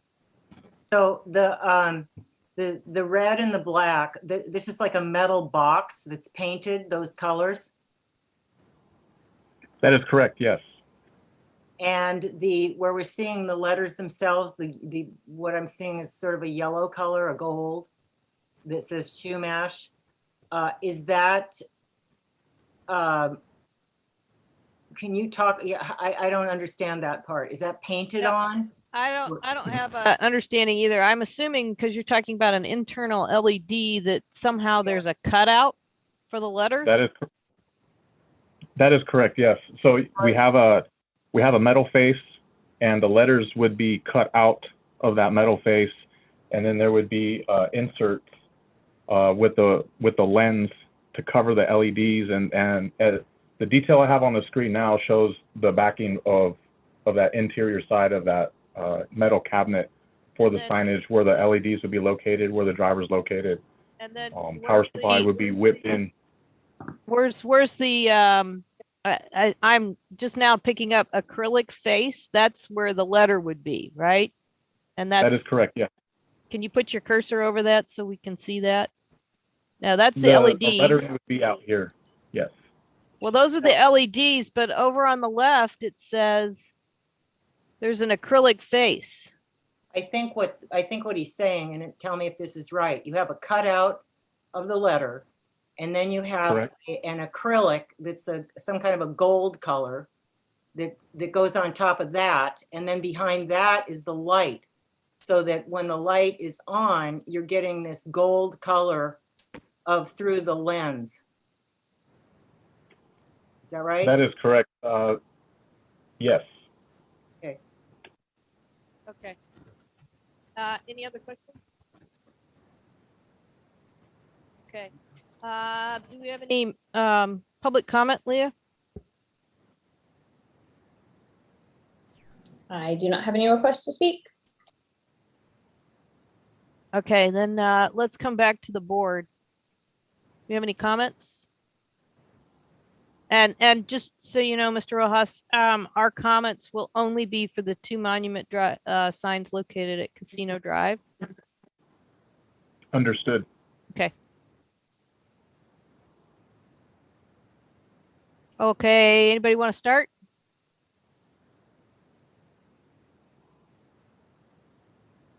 All right, I'll pick a victim. Robin. I'm here and I'm looking at the plan and it's six across. And what is the distance on that? What's the length of it? Each sign will be different. Do you have a location, which sign you're looking at? Could we look at the two on Casino Drive and could you show us a plan that shows some dimensions? Sure. Okay. So this is location number one. This particular sign is located on the lift station. So we're really following the contours of the existing structure for this particular size or sign. We have Basically, you've the got 1610 across the base of the pyramid, 9-8 across the top. for the sign, right? Right. And that's the 16 face would be here. Right. And then this dimension, the 24.2 would be this dimension back here. And then this 20-foot 4-inch would be this dimension back here. Does that answer your question, Robin? It does. And I think on the other side, on the east side of Casino Drive, the other sign is similar. It is similar. However, the dimensions are a little bit smaller because there is no existing structure there we're covering the face of. So this one, again, it's the face of this sign is the same. It's 1610 across, but this kick out dimension right here is only 9'2". This backward dimension out here, as you'll see down, I'm sorry, it's 10'10" from that corner to this backside. And they're both a little over 6 foot tall. Well, 7 foot, I guess. The highest point of the sign is 7 foot, yes, at that corner. Right. However, it's tiered at different levels. Okay. And that's true on the west side too, right? That is correct, yes. There's like a rock base that's about 2.5 feet tall that sticks out further, and then the metal sign, the cabinet part, sits on top of that. Okay. Go ahead, Robin. Can I see the photograph of where these are going to be again? 'Cause they seem very large. Do you want the rendering? That would be good. Just to get Followed context. by the Google Earth view. So this is the rendering on the eastern sign at 246 and Casino Drive. This would be if you're traveling from the west traveling east. This is what you would see as you're entering our property. This sign is the opposite sign where the lift station is located. If you're coming from the east on 246 traveling west, this would be what you would see coming onto the property. And is there a little, sorry, Robin, I just wanted to, there's a That's little okay. quirk in the drawing. There's a little apron, pedestrian apron that doesn't tie into a sidewalk in either direction. Yep, that's That is it right correct. there. Yeah, you can see on this just Google Maps, you can see where the sidewalk ends at that just past that apron. That Does it sign would Go ahead. the face of that sign would be here, and then it would extend back on this side and then extend to this corner on the entrance coming that way. Now, does the sidewalk continue to the west along 246? No, it does not. It ends just on the back side of that apron as well. Okay. There is no continuing sidewalk. But there's kind of it looks like there's an edge, a shoulder. There's for drainage. Oh, just then so it doesn't starts to spill go on. out. I see. Got it. Yeah. Okay. Continue, Robin. Sorry. Okay, I hijacked and- your comments. And I was just wondering now, I was looking at the rendition of it that you showed, that one. And the one on the left is higher than the wall. And is the one on the right? Yeah, I guess it is. I can see that.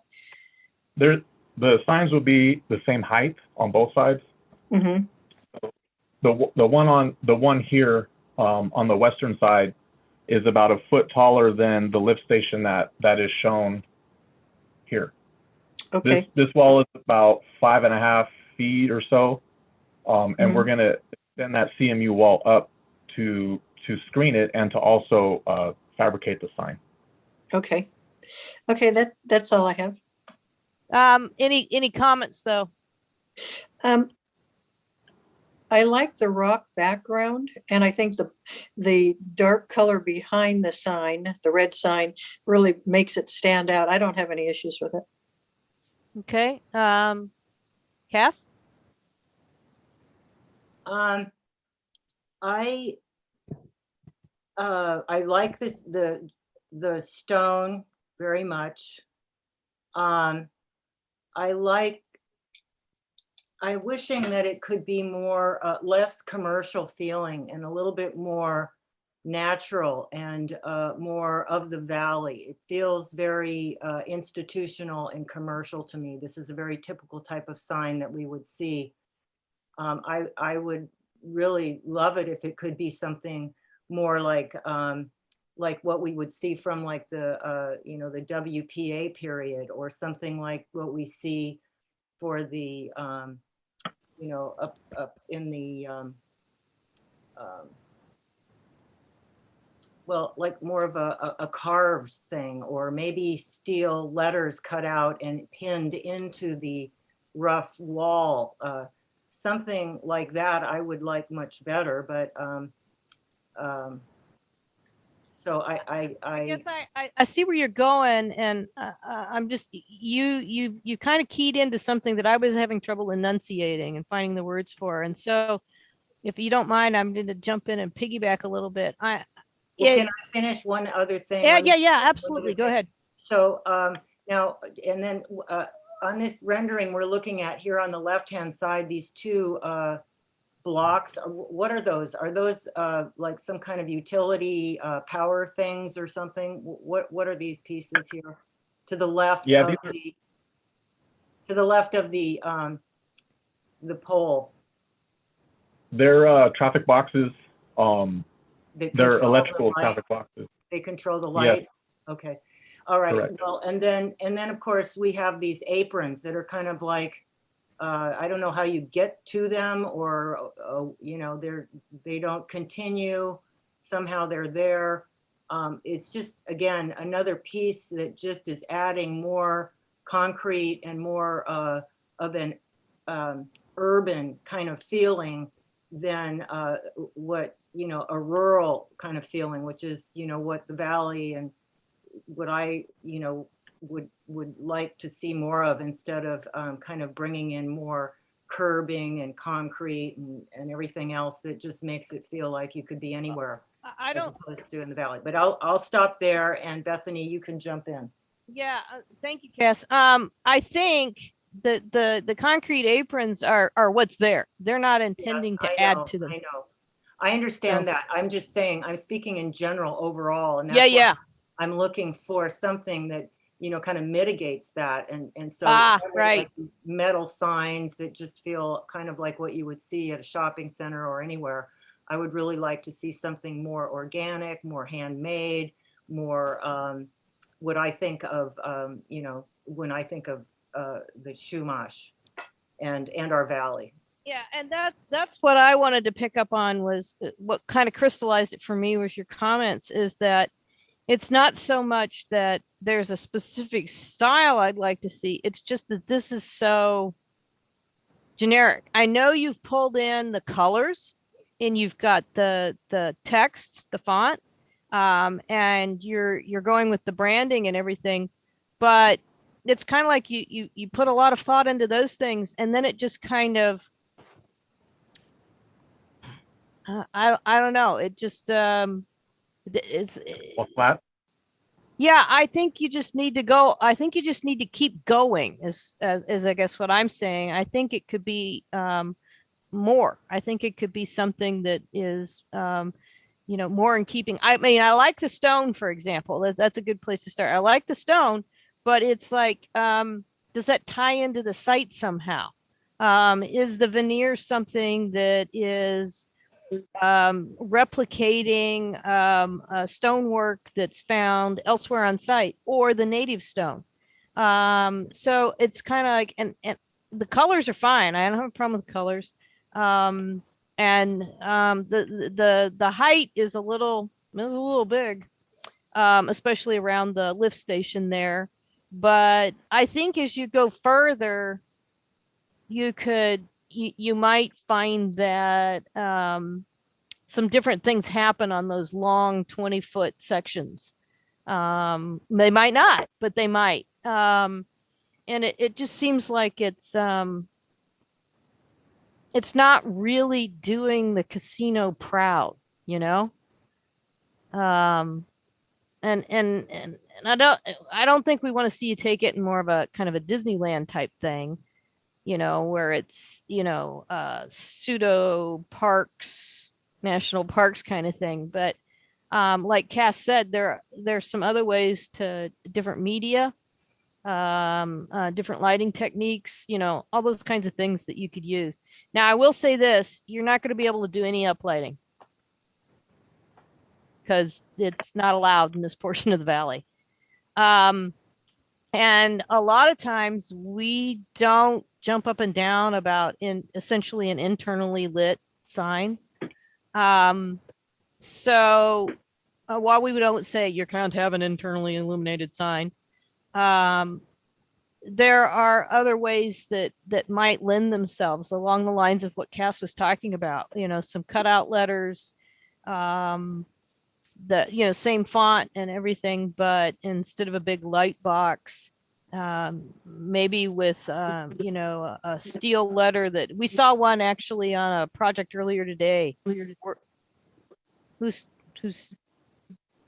Where it just created a soft glow behind it, which is kind of similar to what you get with this internal LED arrangement.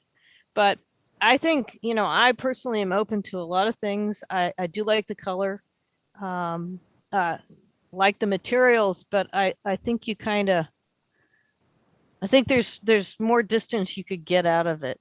And I don't know if there's anything you can do with the concrete sidewalk, especially as it leads into the property. I know you're just planting there, but God forbid a pedestrian actually did cross the walk. You know, where would they go? I mean, do they have to walk in the road? So maybe if I can just comment on that really quick. Yeah. There's crosswalks here on the property, but there's no sidewalks on either side of Highway 246 in this section. So the reason why, to be honest with you, I'm not sure why there's concrete it's a aprons here. Caltrans requirement. Okay, so Yeah, I'm sure that's what it was. There is no sidewalk on either side of the road, this whole stretch of 246. There's really minimal to no pedestrian traffic, foot traffic along this corridor either that I've seen. There is pedestrian traffic on the property, but not along the Well, highway. I think that's where I was going for it, is because, you know, you may not, you know, it may be decades before there's pedestrian foot traffic, but it's like if somebody did cross over, and I know the Shumash are building their cultural center across the street. So I've got to think that there's probably going to be some kind of connection at some point, especially for the crosswalk. So how would you then, once somebody crossed the street and was on Casino Drive, how do they then get into the casino as a pedestrian? So I'm just I think, wouldn't that have been a discussion item for the museum project? Because that's fully permitted. Wouldn't that be a part of that discussion? The museum project, it's not on county. I'm just saying from as a tribal concern overall. And I'm not talking about a sidewalk on the other side. I'm not talking about the sidewalk on the north side of 246. I'm talking about the one right there on Casino Drive. So, you know, it's just something to potentially think about. How would you handle the internal, how can you connect to the internal circulation on the property, on the casino property? And allowing future pedestrians to make it across the street, because the crosswalk is there. But that's a whole nother side. That's just maybe you could think about it, and maybe that's a way that offers a direction and a way to soften, at least on this side, on the east side of the non-lift station side. How and maybe there's nothing you can do because there is no potential for pedestrian flow along the drive aisles there internally. Would you be looking to have that concrete sidewalk stretch all the No, way down? sir. Edison? No, sir. No, sir. No, sir. I'm talking about internal to the property. Go back to your plan. Show me the sign Internal plan. to the property, we have sidewalk that wraps around this corner onto the sidewalk here. Okay. There's not enough room got it. for a sidewalk on this property. That one would be difficult with the lamp post and everything else. So I can understand it Yeah. there. So from this corner on the eastern side of 246 and Casino Drive, there is concrete that extends with a apron and going down to this concrete here that wraps around to the entrance of the building. Can you go to your plan for the eastern sign? The planting plan for the eastern sign? Sure.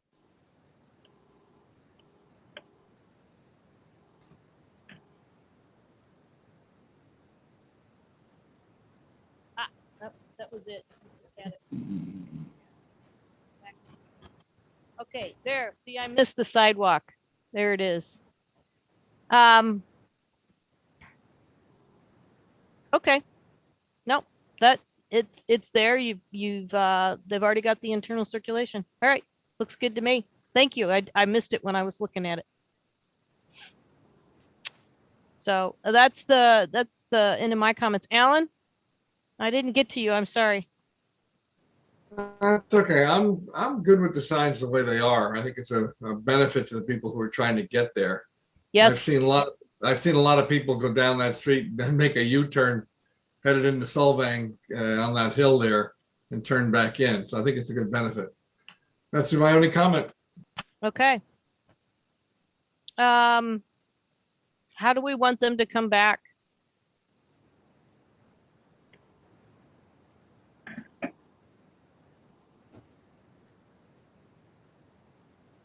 Preliminary final? Definitely preliminary. But yeah. I would say preliminary. Well, I would say with some definite direction from us, I would think preliminary and final. So Okay. you got something with the uplighting that they can't have. Right. And I think those of you who want to make changes in the sign, I think you should be very, very specific because we're just talking about a sign. They're not going to change the size that much, just the design a little bit. So I would give them, those of you who want to change, I'd give them some specific changes.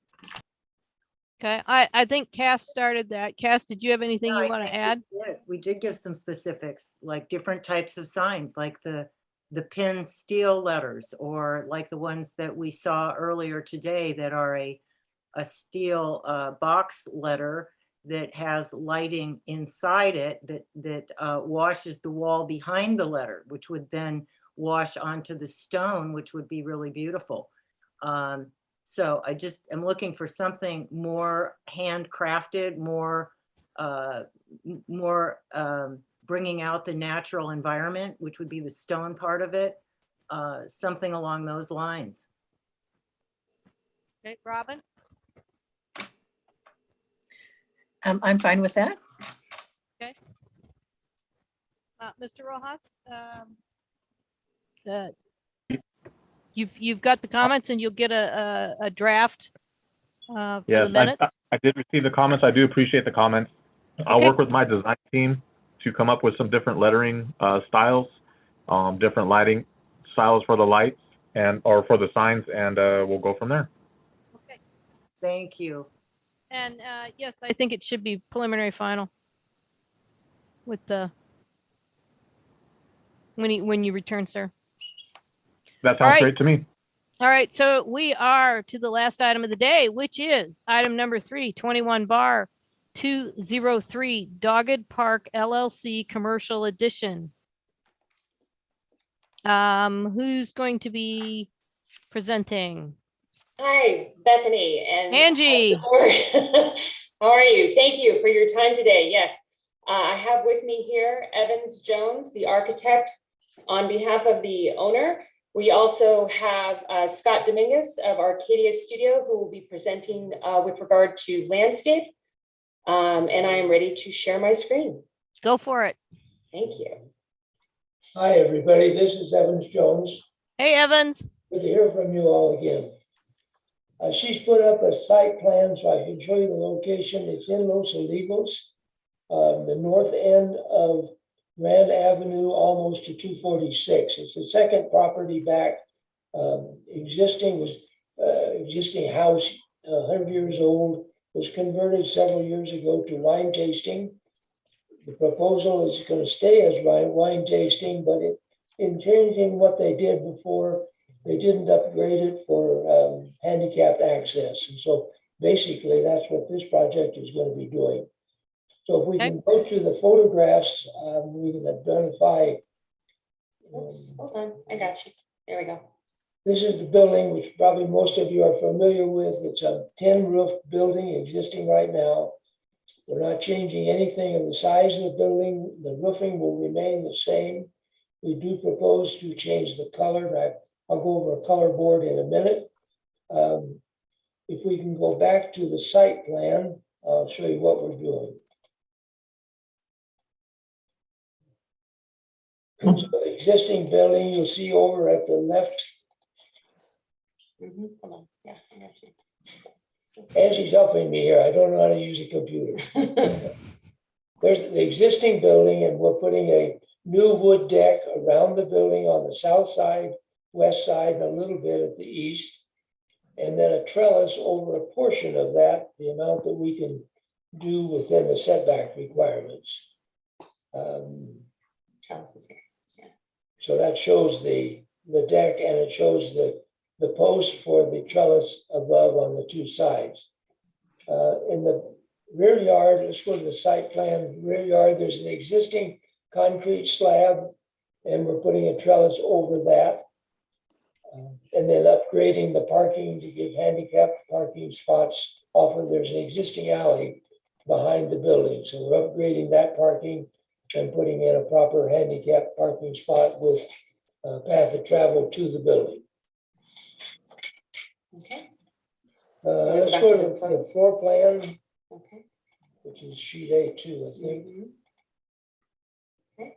Basically not changing anything in the building, some interior, upgrading the restrooms to meet handicap requirements and adding a little storeroom. But to the exterior of the building, nothing other than the trellis and changing the color of the paint.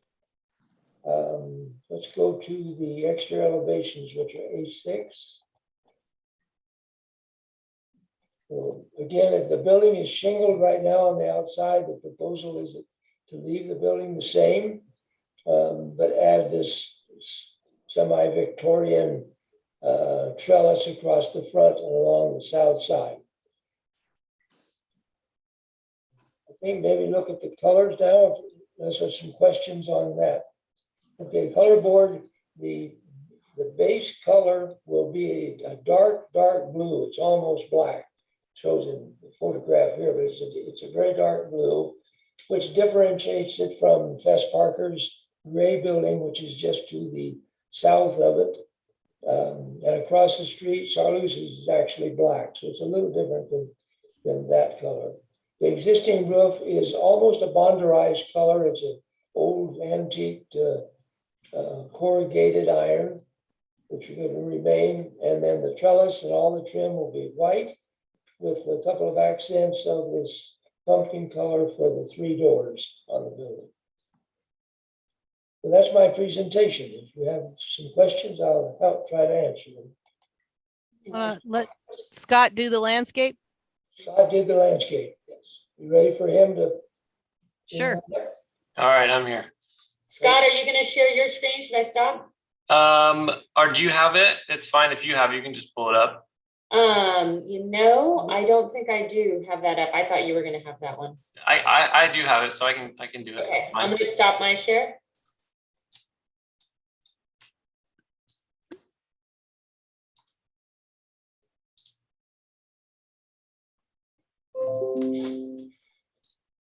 Okay.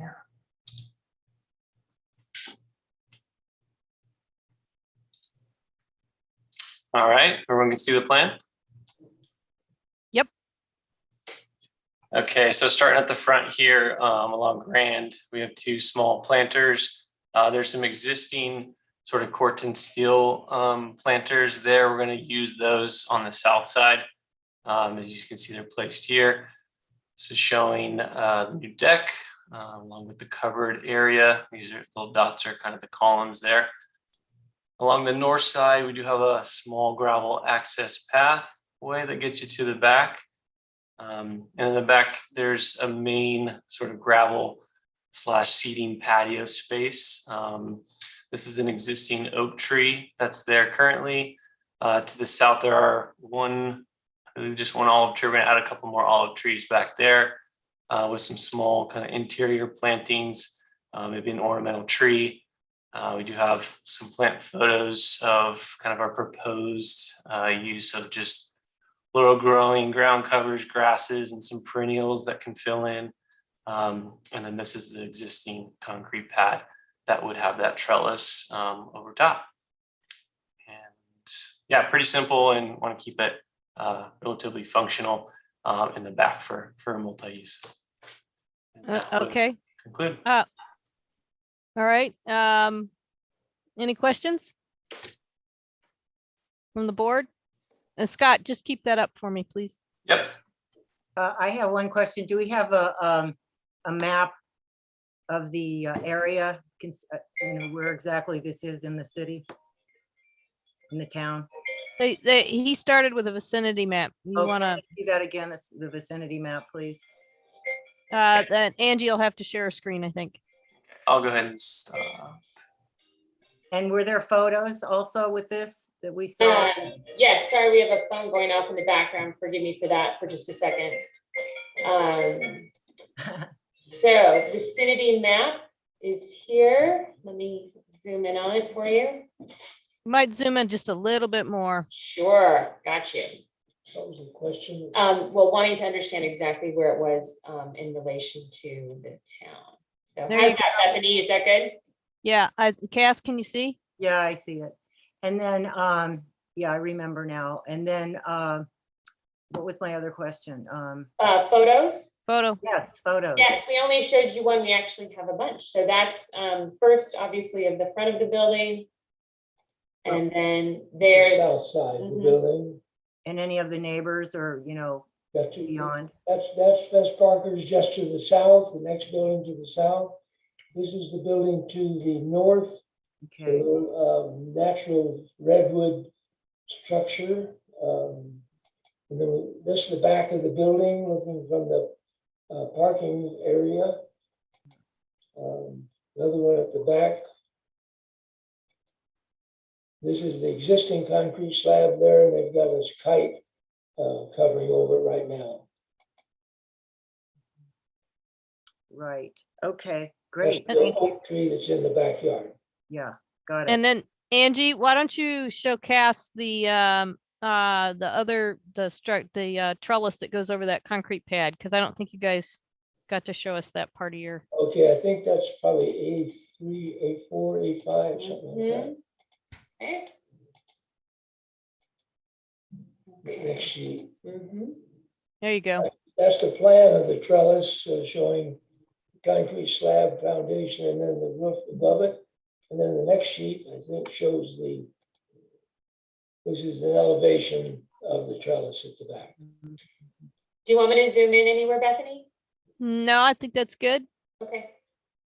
That's good. Thank you. Okay. Any other questions?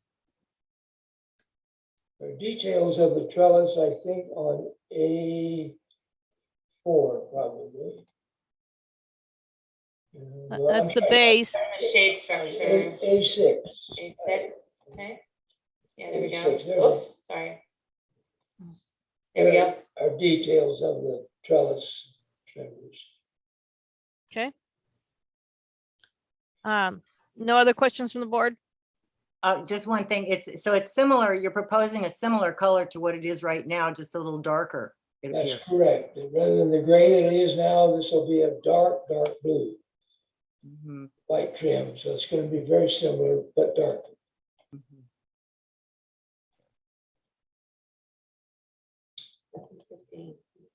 Right, thank you. Okay. Leah, do we have any requests to speak from public comment? Madam Chair, we do not. All right, then let's come back to the board for stuff. I'm gonna break with tradition and jump right in. Angie, could you put up your A1? Yes, of course. Just a sec. Okay. So Scott, I noticed on your plan that you have, right where his note is, path of travel. You've cut that off with some planting on your design. You're not adhering to the, you guys' plans. This is not a big thing. It's just, Needs some coordination in that area. yeah, it's just a little bit of coordination because I think the path of travel is pretty critical. The other thing is Scott right now is calling out some gravel, and you, I think, have DG. The last time admittedly, it's been a while. ADA doesn't tend to approve DG because it, especially like with a wheelchair, if it gets wet, a bicycle or a wheelchair tire digs in, even when it's stabilized. So it can damage it and create ruts that are kind of a little bit of a hazard. That said, I do like the gravel, but you guys can work out which way you wanna go on Sounds it. good. I really like the project. I think it's really nicely done. I like the fact that now there's going to be this deck all the way around the building and the cutout for the tree, and I think that'll be really nice. The detailing to me seems appropriate. So that's, and I have no issues with any of the colors or anything else. Cass? Yeah, I don't have anything further to add. I agree with what you have just said. Robin? I think it's going to be a really nice improvement. Okay, and Alan? I agree with all of you. Okie dokie. Well, we have just done 3 projects in less than an hour. Yay! So I'm really excited. So thank you very much for the very succinct and explanatory presentation. Bethany, Yes. we are here for conceptual review. We are wondering how you would like us to come back. I was just going to say that. Oh, sorry. No worries. A good call. I could have forgotten easily. I often do in the past in the excitement of ending the meeting. I'd say preliminary final. I think everybody else is okay with that. Yes. Yeah. All right. So get your memo from your in fact, guys, what do you guys think about preliminary final and consent? Yes. Yeah. Yes. That's I great. think so. Thank you. Okay. Have a great day. That's the last item coming before us. Leah, do we have anything else we need to take care of? Nope, that's it. All right. I'd like to make a motion to adjourn. Can I have a second? Second. Thank you, Alan. All in favor? Aye. Aye. Aye. You guys have a wonderful day. Thank You you. Thank you. Thank you, C-Bar. We'll see you next time. Adios, Leah. Have a good week.